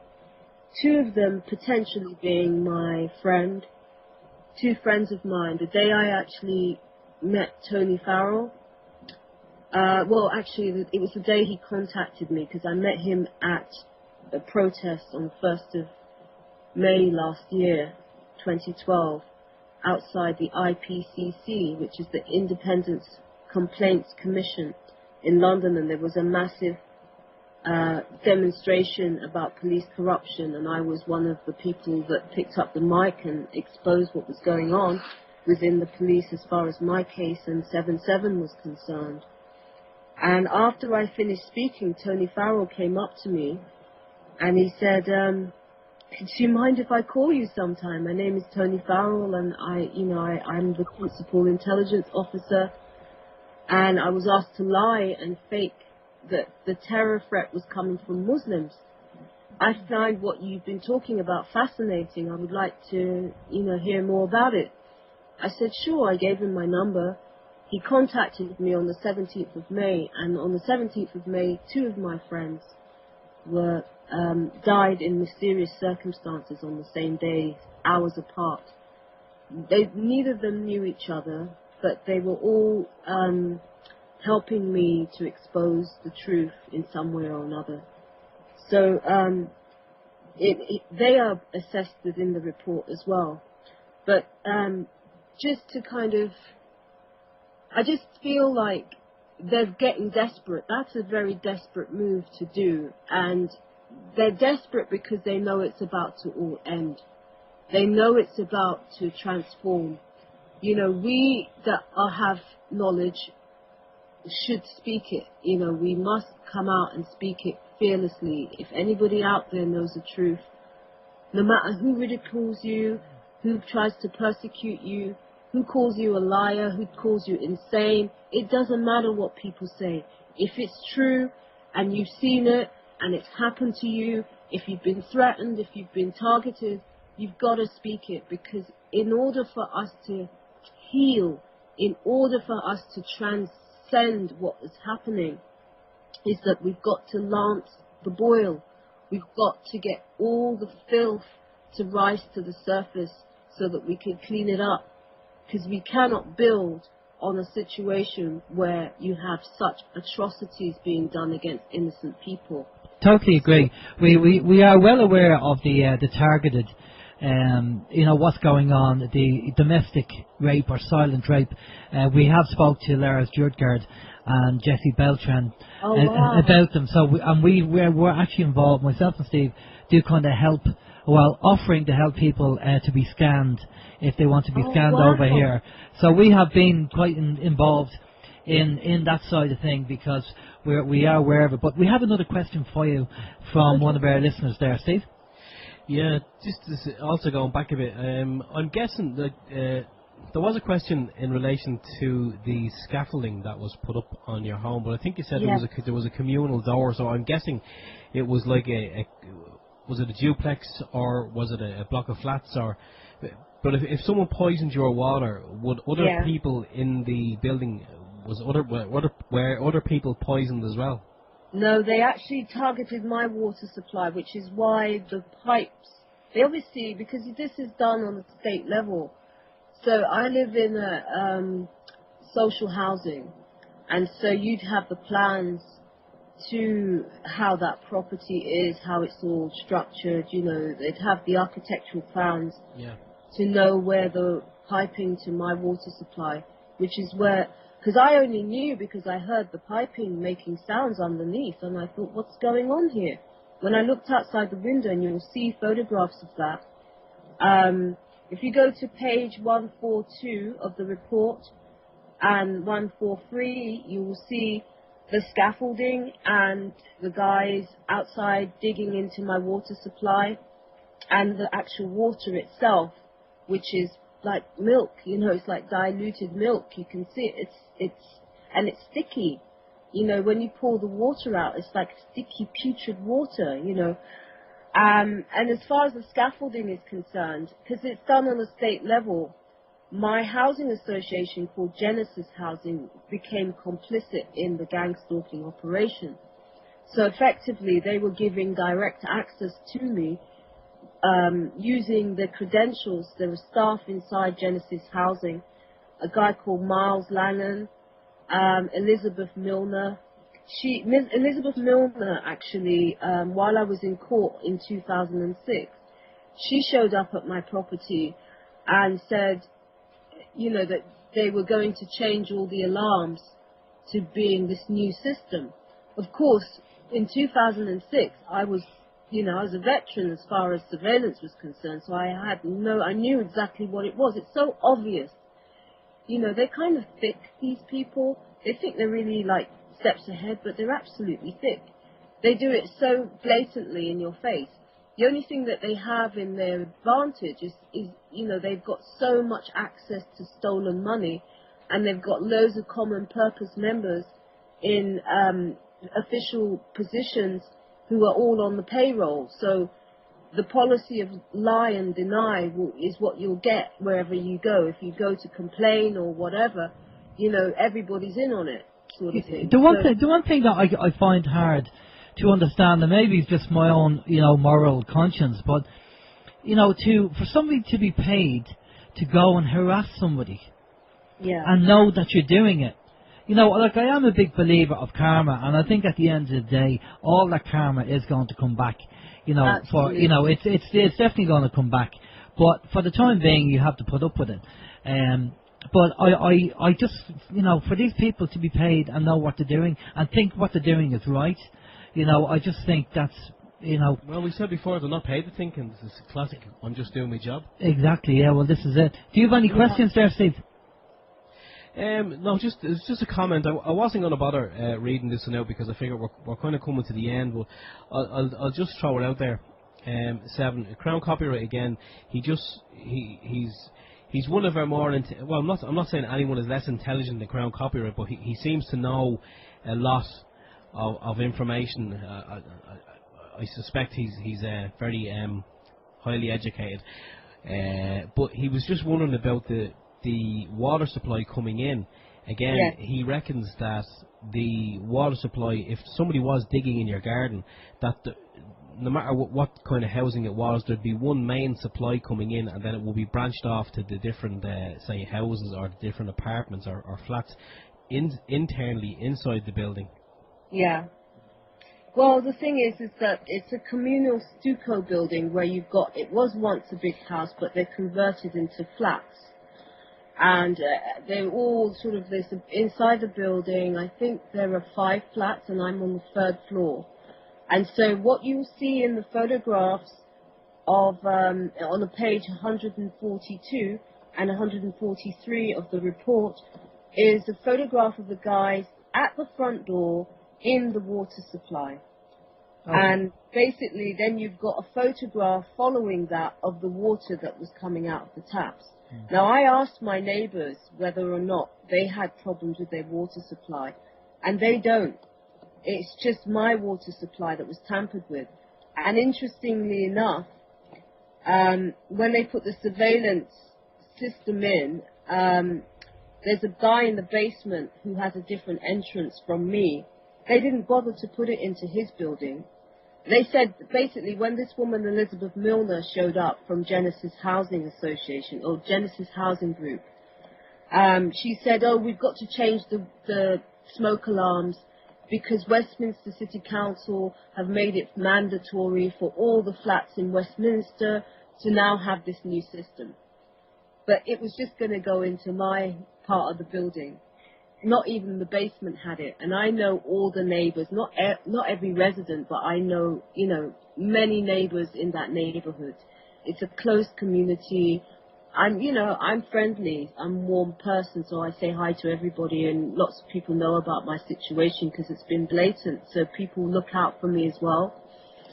And they didn't want to put it in anybody else's building. They just put it in my building. So it is very selective, as in relation to the water supply. Because it's done on a state level, they can pull up the plans and see exactly where the water supply is going because it's in the street front. I don't have a garden. I'm on on the 3rd floor in a type of stucco building. It's sort of not Victorian, but you'll see photographs anyway within the report of what the building looks like. Okay, well I was just going to say to you there, we have about 8 minutes or so left, 7. Okay. Tell us about what's happening now and what's the plan for the future. Well, what's happening now is the report has gone out, and we encourage every listener, please, please, please, have a look at the report, help it to get viral, because that's the only way we're going to change things. I've been to court. I won my case in 2006. There are audios of the court case. It's all been covered up. And, for the future, we see that this will be the catalyst, or one of the catalysts, because there are many cases out there of many victims, some of them, not able to get their stories out there. And I consider myself very fortunate. So I ask everybody to support and use this so that we can create change. The only way we can create change is if these types of things going on come out into the wider public. And once it does, and they fess up, it will be, it will help to change the situation. We need reforms in media. We need investigations into the media, not Leveson inquiry alone. And I want to read out the names of the people. We've got Christopher Gossage from Russell's Media Law Firm, Richard Hanna, who was from Clarion MTL, which are Virgin Media. We've got Helen Mary Alexander, Jim Madsen, who were from Scottish Media Groups, which is now called Scottish TV. You've got Tamsin Allen from Byman and Partners, who is now on the team of the Leveson inquiry, and Derek Rosenblatt, Ronald Fletcher and Co., and Christopher Bourne. All of these people have positioned themselves into positions of power like you see with Tamsin Allen, she's now in the Leveson inquiry. And if you go onto the Byman and Partners website, they now act for terrorists. It's, you know, they've got a whole section on terrorism. And these people are actually doing it themselves. It's just so brazen. So we need everybody to investigate these people, get the information out there on behalf of all the families who have died, and so that we can create change. In Ireland, I'll just quickly say this, in Ireland you had the Magdalene laundries, which was addressed in the Irish Parliament. Do you remember, quite recently? Yeah, that's right. And there was a tearful testimony of a MP, I can't remember his name. And when I saw that, I was in tears, because I saw that potentially that's what's going to happen with this report. I believe a report was done into the Magdalene laundries cover-up. And I hope that this report will, you know, achieve the same thing with the British government admitting their complicity in what really happened behind 7/7 and the murder of John Charles and 5 other people, that being the judge in my case, Pumphrey. He's now since been found dead in 2007. And Sarah Mulvey, who was a Channel 4 executive, a very young woman, who was used to sell my stolen work. She was found dead in 2010. 2 of my friends have been found dead, Malcolm Moore and actually Howard Etchells, and also, of course, John Charles Menendez, as well as the 52 people. So I ask people, please, please, please help this to go viral on behalf of all of those people. I feel I have a duty to speak about this for nothing else but for this reason, you know. So I'm grateful for you guys giving me the opportunity to do that. Thank you, thank you, thank you so much. And see the other movies, Ripple Effect, made by John Anthony Hill, who was imprisoned for trying to speak the truth about 7/7. Have a look at the Ripple Effect. That's actually on the site of the Farrell report, along with Colestron and Farrell are dead. Sorry, that's another film. And there's another film called The Offensive. There's quite a few films exposing 7/7, and there's some videos with the courtroom audios. So please, please have a look at the FarrellReport.net. So that's www.thefarrell.net report, and share it with everybody. Thank you. Well, that's okay. We just got a nod from Vin from TNS. We stream on TNS Radio, which is another radio station in Ireland, and we also stream on UWS, which is United We Strike over in America. So at the moment, 7, you're going out on 3 radio stations, 2 in Ireland and 1 in America at the moment.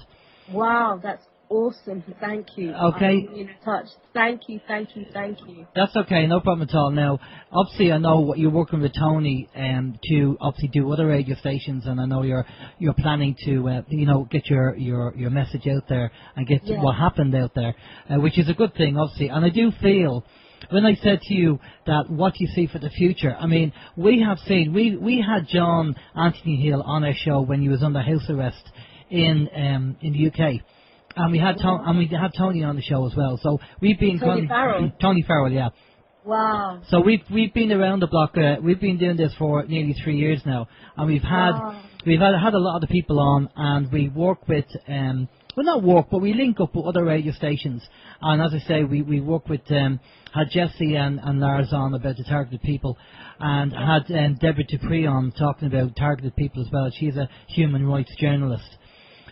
So we've done quite a lot on this, and again, it's getting the word out. But we're now in 2013, and I think the light is beginning to shine. I think people are beginning to wake up en masse. I mean, one of the reports that I read today on the internet, kind of sidetracking a little bit, but 75% of the people in Ireland, anyway, are unhappy with the government and what's going on. Now, I know that's kind of away from what you're doing, but I think that's a massive awakening. I don't think any time in Ireland ever, apart from the early days, have people being unhappy with what's going on.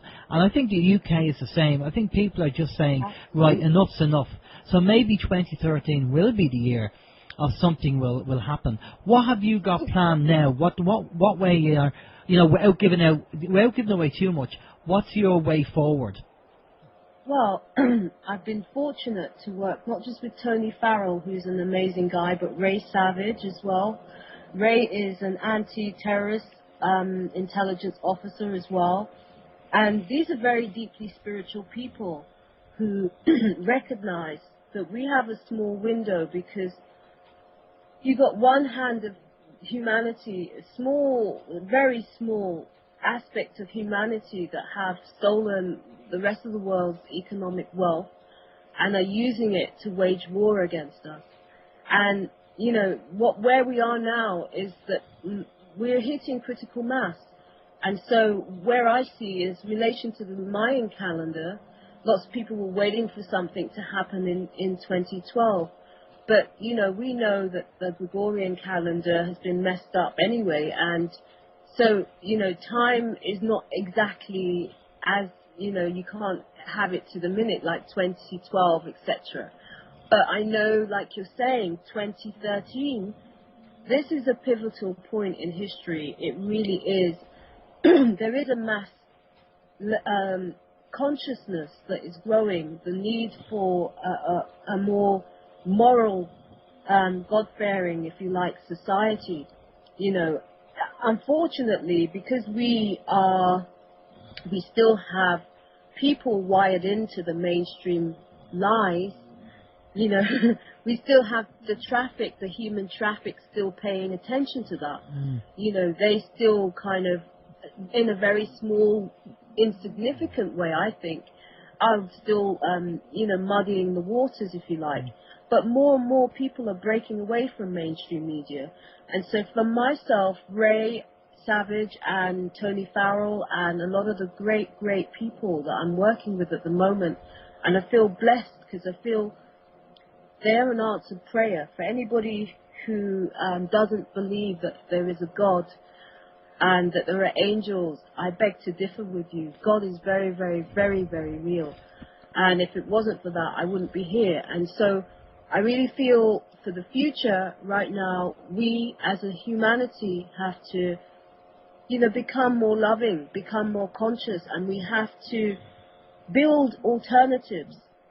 That paradigm, the whole mainstream media paradigm, it's a dying dinosaur. It's on its way out. Well, we call it the junk media. But listen, I have quick hit questions for you here. There's a few questions coming in, and we're being asked. Okay. Please ask her. So here you go. Okay. If you can do a quick answer to these questions, that would be great. Okay.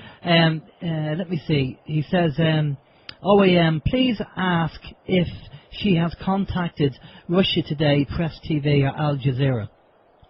No, I haven't as yet. But if you want to contact and send them this video, send them the link to the report, please do.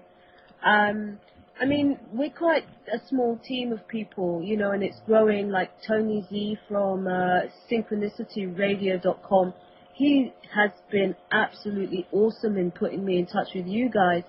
And I'm relying on the goodwill of the people to come forward and help us in this way. But, there is a cover-up of a massive scale around this.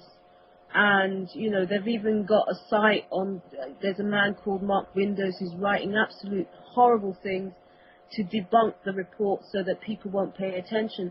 So it's going to really require support from everybody out there, and if you think Russia Today and Al Jazeera and Press TV could be instrumental, send them, get everybody to send it to them. If they get it from everybody, they'll have to pay attention. Exactly. If I send it on my own, they probably won't, No, I totally agree. Okay, next question. Quick hit questions now, quick fire round as they call it. Okay. You forgot to ask her about her Spice Girls experience. Spice Girls experience? Yeah. I don't have a Spice Girl experience. Okay, that's probably a question for another show, I think. Maybe, I don't know what they mean by that. Okay, I know you worked in the music business, but obviously you had nothing got to do with them. Okay, let me go back to another question here. does she think she's being harassed by intelligence people or military or some other group? All of the everybody on that list. My neighbours told me that they saw the military opposite had sort of taken over a building, and the whole surveillance operation. In fact, Tony Farrow, this is very, very quick. I'll get this in because there was recently on the 27th of February another false flag directly opposite my house. Now they had co-opted a hotel which is facing my building, and when Tony Farrow got involved, he started to be under surveillance, and as they could see that he wasn't backing off, they started showing themselves to him, you know, from the window. And he was quite horrified, and I think he was really, you know, taken back. Anyway, probably military, definitely intelligence. But anyway, once Tony wouldn't back down, they burnt the building down, and it took 120 firefighters. You can Google this. If you Google, probably on Channel 4 it will come up, but fire in West London on the 27th of February this year. You'll see that there was a massive fire, but it's in the report.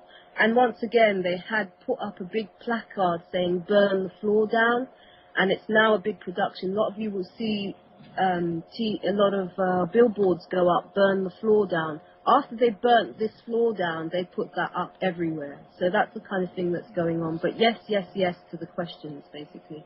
Okay. How are we doing for time with Finn there, Steve?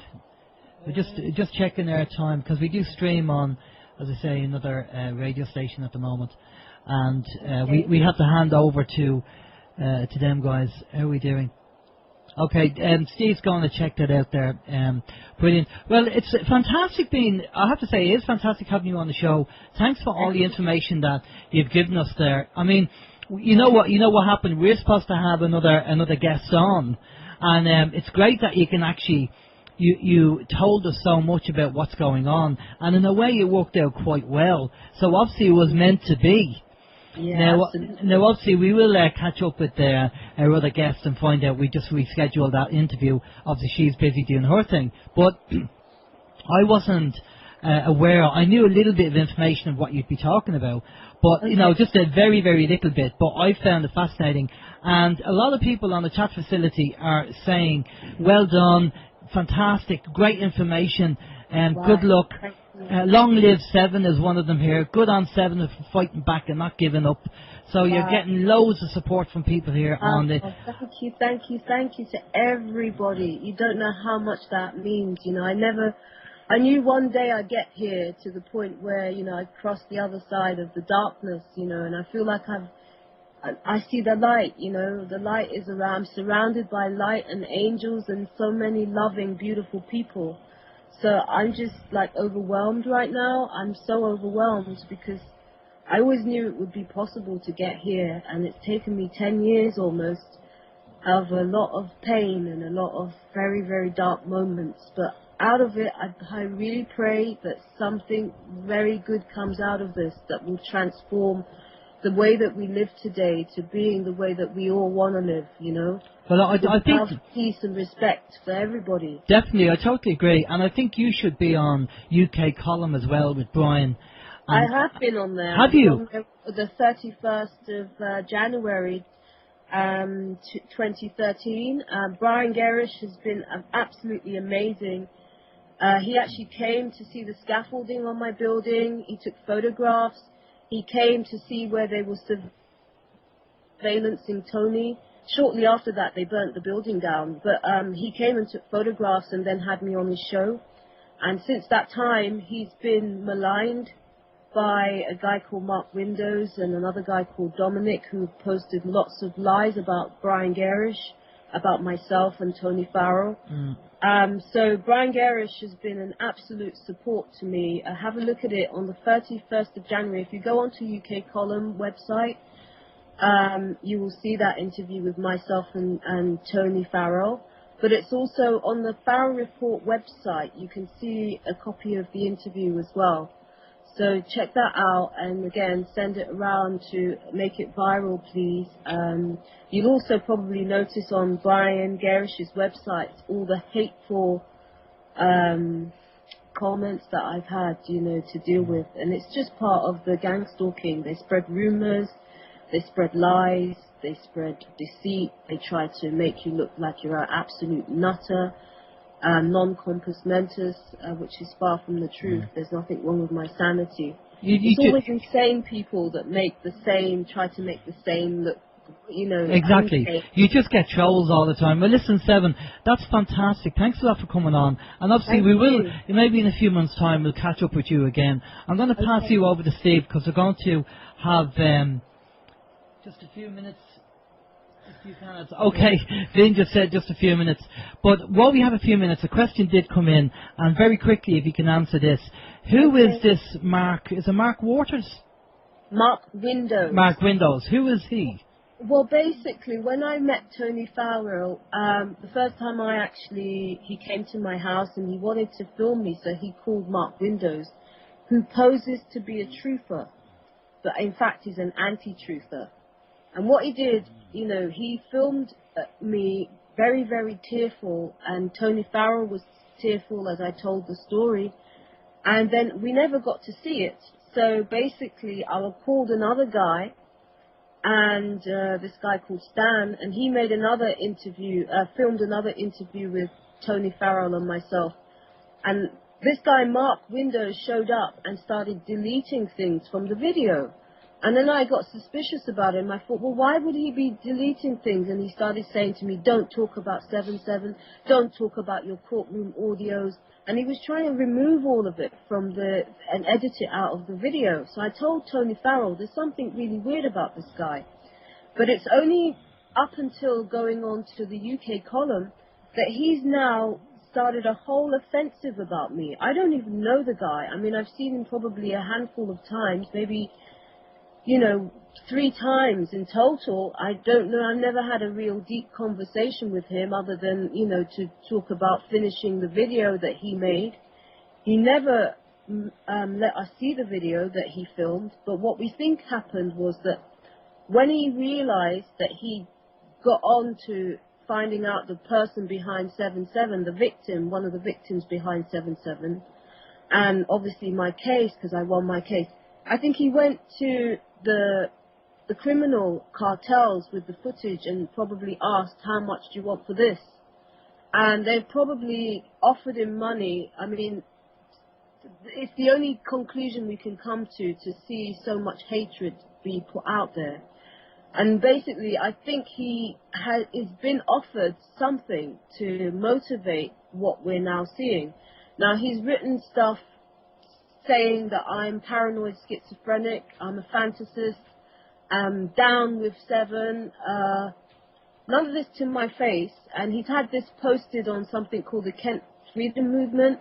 They didn't give me any opportunity to reply. Tony Farrell's written to them, Brian, I think, as well, has written and said, can we have a right of reply here? If you're going to post things up about someone, at least give them the opportunity to respond to it.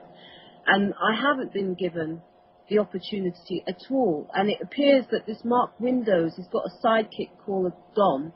It appears that they are, sort of in trying to help usher in the New World Order. And they've been sort of co-opting, because it's come out that they've done it in a lot of different places. So people beware. If you see this guy show up and try to make out that he's in for truth and stuff, you've got to be really careful, because what he does, he gets into the fold of an organization, he wins your confidence over, and then basically spreads rumors and lies about you so that, you will be discredited. And right now, he's trying to discredit Tony Farrell. I mean, this is the most upstanding man you could ever find. He should be the chief of command in the police services. That's how amazing Tony Farrell is. And to see what they've written about him is so disgusting. Tony Farrell has risked his life to do this. He really has. There have been some terrifying moments for him. And if you watch the video, if you go onto the Farrell report, there is a video where he talks about this. It's a very short video, so it's not too long and time consuming, but have a watch of that, because it shows you what he's gone through to make this report happen. And for this guy, Mark Windows, to go around and slander the likes of him and upstanding people like Brian Garish, it's just despicable. It's really not on, you know. I mean, as for me, I don't care if I'm ridiculed or not. I'm speaking the truth. I have a right to speak the truth. I have a right to my life. And those who died have, you know, their families have a right to know what happened to them. You know, if any one of you out there this had happened to, you know, and you would want to know what happened to your family members. Why did this happen? That gives me a responsibility, you know, whether I want to do it or not. There are moments when I want to just stay in my house and shut the door, shut the curtains and not speak to anyone. It's not fun for me doing this. I have a responsibility to do it on behalf of those who don't know what happened. And so, I mean, the monetary side is another thing entirely. I am owed a great deal of money, but I see that money as the money of the people. And once that money does get returned, it will be used for humanity in some way so that we can build something else. Definitely. But now, it's more about, you know, it's not about the micro. We've got to stop this whole thing about it's all about me. It's not all about me. It's not all about any individual. It's about all of us. Definitely, and I think we have to, you know, we all have a kind of moral compass in this area in the truth movement, and the moral compass is what keeps us going. But listen, we're going to finish up, Seven. We have to finish up the show. But thanks for coming on. I'm going to pass you over to Steve, and Steve's just going to do the roundup with you. Okay, thank you. What's your name? What's my name? Alan. Hey, Alan, thank you so much. I really appreciate it. That's no problem. Thanks for, you know, having the courage to carry on with this and, you know, to put up with what you put up with, because it's obviously very difficult, you know, speaking to targeted people and people that have been harassed like this. It is very difficult, especially when families involved. But, you know, again, you know, keep up the good work, and we'll probably be getting Tony on again anyway. But let me just pass you over to Steve anyway, and take care of yourself. Stay safe. Over to you, Steve. Thank you. He keeps passing you over and then he keeps taking you back. I don't know what's going on. I know. But yeah, we've had a lot, Seven. We've had a lot of good comments coming up on the chat box saying that the information is powerful stuff.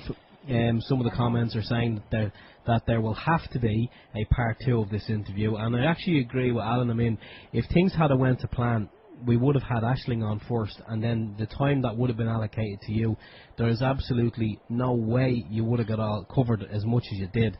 And I think it would have been unfair to expect you to try and squeeze it all into a shorter space of time. And I mean, even now, I get the feeling that there's a lot more. I mean, you seem to be a good person to have a good conversation, a good chat with. And I'd say we could probably do another 2 hours. Yeah, but I didn't talk about the court process, because that's a whole story in itself. And this is a story. There's so many stories within this story. You could literally branch out into any aspect of it and, you know, have a whole story in itself. So, yes, you know, there's so much to be exposed. That's going to be part 2, I think. Okay. We'll do a part 2. Steve? Okie dokie. Right, I think Alan wants me to get your details, and I think it's normally just around this time, Seven, that we ask our guest if you have a website, a YouTube channel, or any other means, or whatever, how people can get in contact with you or find out more, not so much contact you, but find out more about your work. Do you have a book or a blog or anything like that? Okay, well, as I said, the Farrell Report would be the main website at the moment. We've got another one coming up, which is called Closure on Corruption. And I am basically building an alternative to mainstream media. That's what I'm embarking on for the future as the new platform that encompasses film, music, television, but from a conscious point of view. That's one of my next major projects. I've also got a musical project to do. I want to create 2 new musical genres, but that's a whole other thing. But you can get hold of me on justice47, justice47 @gmail.com. That's one email. I've got a small team that answers emails for me, and then basically the Farrell report, where you can get it, and that's again, I've say again, www.thefarrell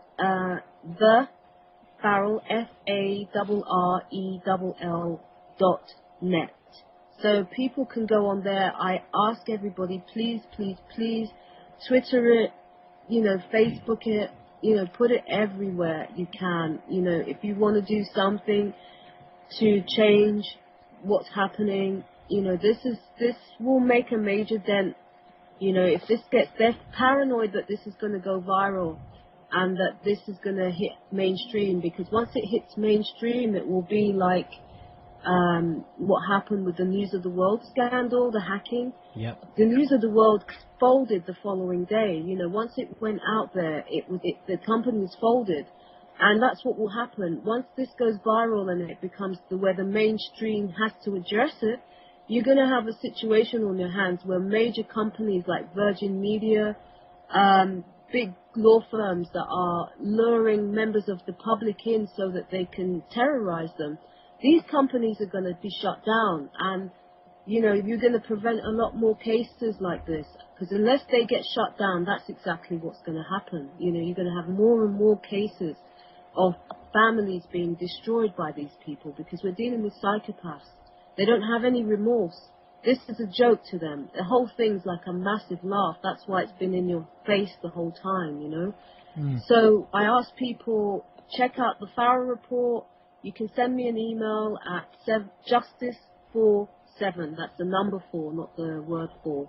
So justice47, SEVEN, @gmail.com. Send me an email. If you're going to be a hater, don't send me any emails. Okay. Well, listen, Seven, thanks for coming on. Just to let you know that, again, we're getting great feedback from people saying her courage and suffering comes through. Thanks, Seven. Brilliant interview. You're such a brave woman. And some great feedback off people. But Seven, just stay with us there for a minute. We're just going to... And don't forget to say it now. What? Don't forget to say, you always say to the guest, and especially in Seven's case, you always say, stay safe. Yeah, stay safe, as always, stay safe. But listen, stay with us for a minute. We're just going to turn your mic down for a minute. We just want to finish up at the end of the show, and then we'll just have a chat with you after it. So just bear with us for a minute. Can I just quickly say thank you to Tony Z, synchronicity.net as well. There's stuff on there, and Critical Mass, Kate from Critical Mass. Thank you, guys. Thank you to Tony Farrell, Ray Savage, John Anthony Hill. Thanks to everybody. No problem. Okay, just stay with us there for a minute, and we'll be back to you in a minute, okay? Okay, thank you. Okay, well, we're going to finish up. Finn is getting his guest ready. He should be ready in the next few minutes. So we'd just like to say thanks to Seven for coming on the show. Very good interview there. And basically, we're going to get the podcast up straight away, obviously, for the show. We'll let you know. Hopefully we should be back to normal next week, fingers crossed. Back in Studio One. Back in Studio One, fingers crossed. We'll get the internet back up. Obviously, if you listened to the pod earlier on, you would have heard that my broadband cable in Studio One was actually purposely, maliciously cut for some reason. And obviously listening to that interview with Seven, you could put 2 and 2 together, but I'll let you decide on that one. Next week's show, we have Mark Impey, who's an international spiritual medium, and Mark is going to be telling us all about mediumship and the spiritual side of things, and about energy and what we should be doing. I know Mark personally as well. So he's going to be over here in Ireland for a few days. So I've asked him to come on the show, so me and Steve will do the interview with him. So listen, take care of yourself anyway. We better go. Let Vin take over the show. People dying to hear Vin. So for the time being, take care of yourself. Stay safe. For myself, Alan James, good night. And for myself, Stephen George as well. Take care, and we'll do it all again next week. Bye-bye.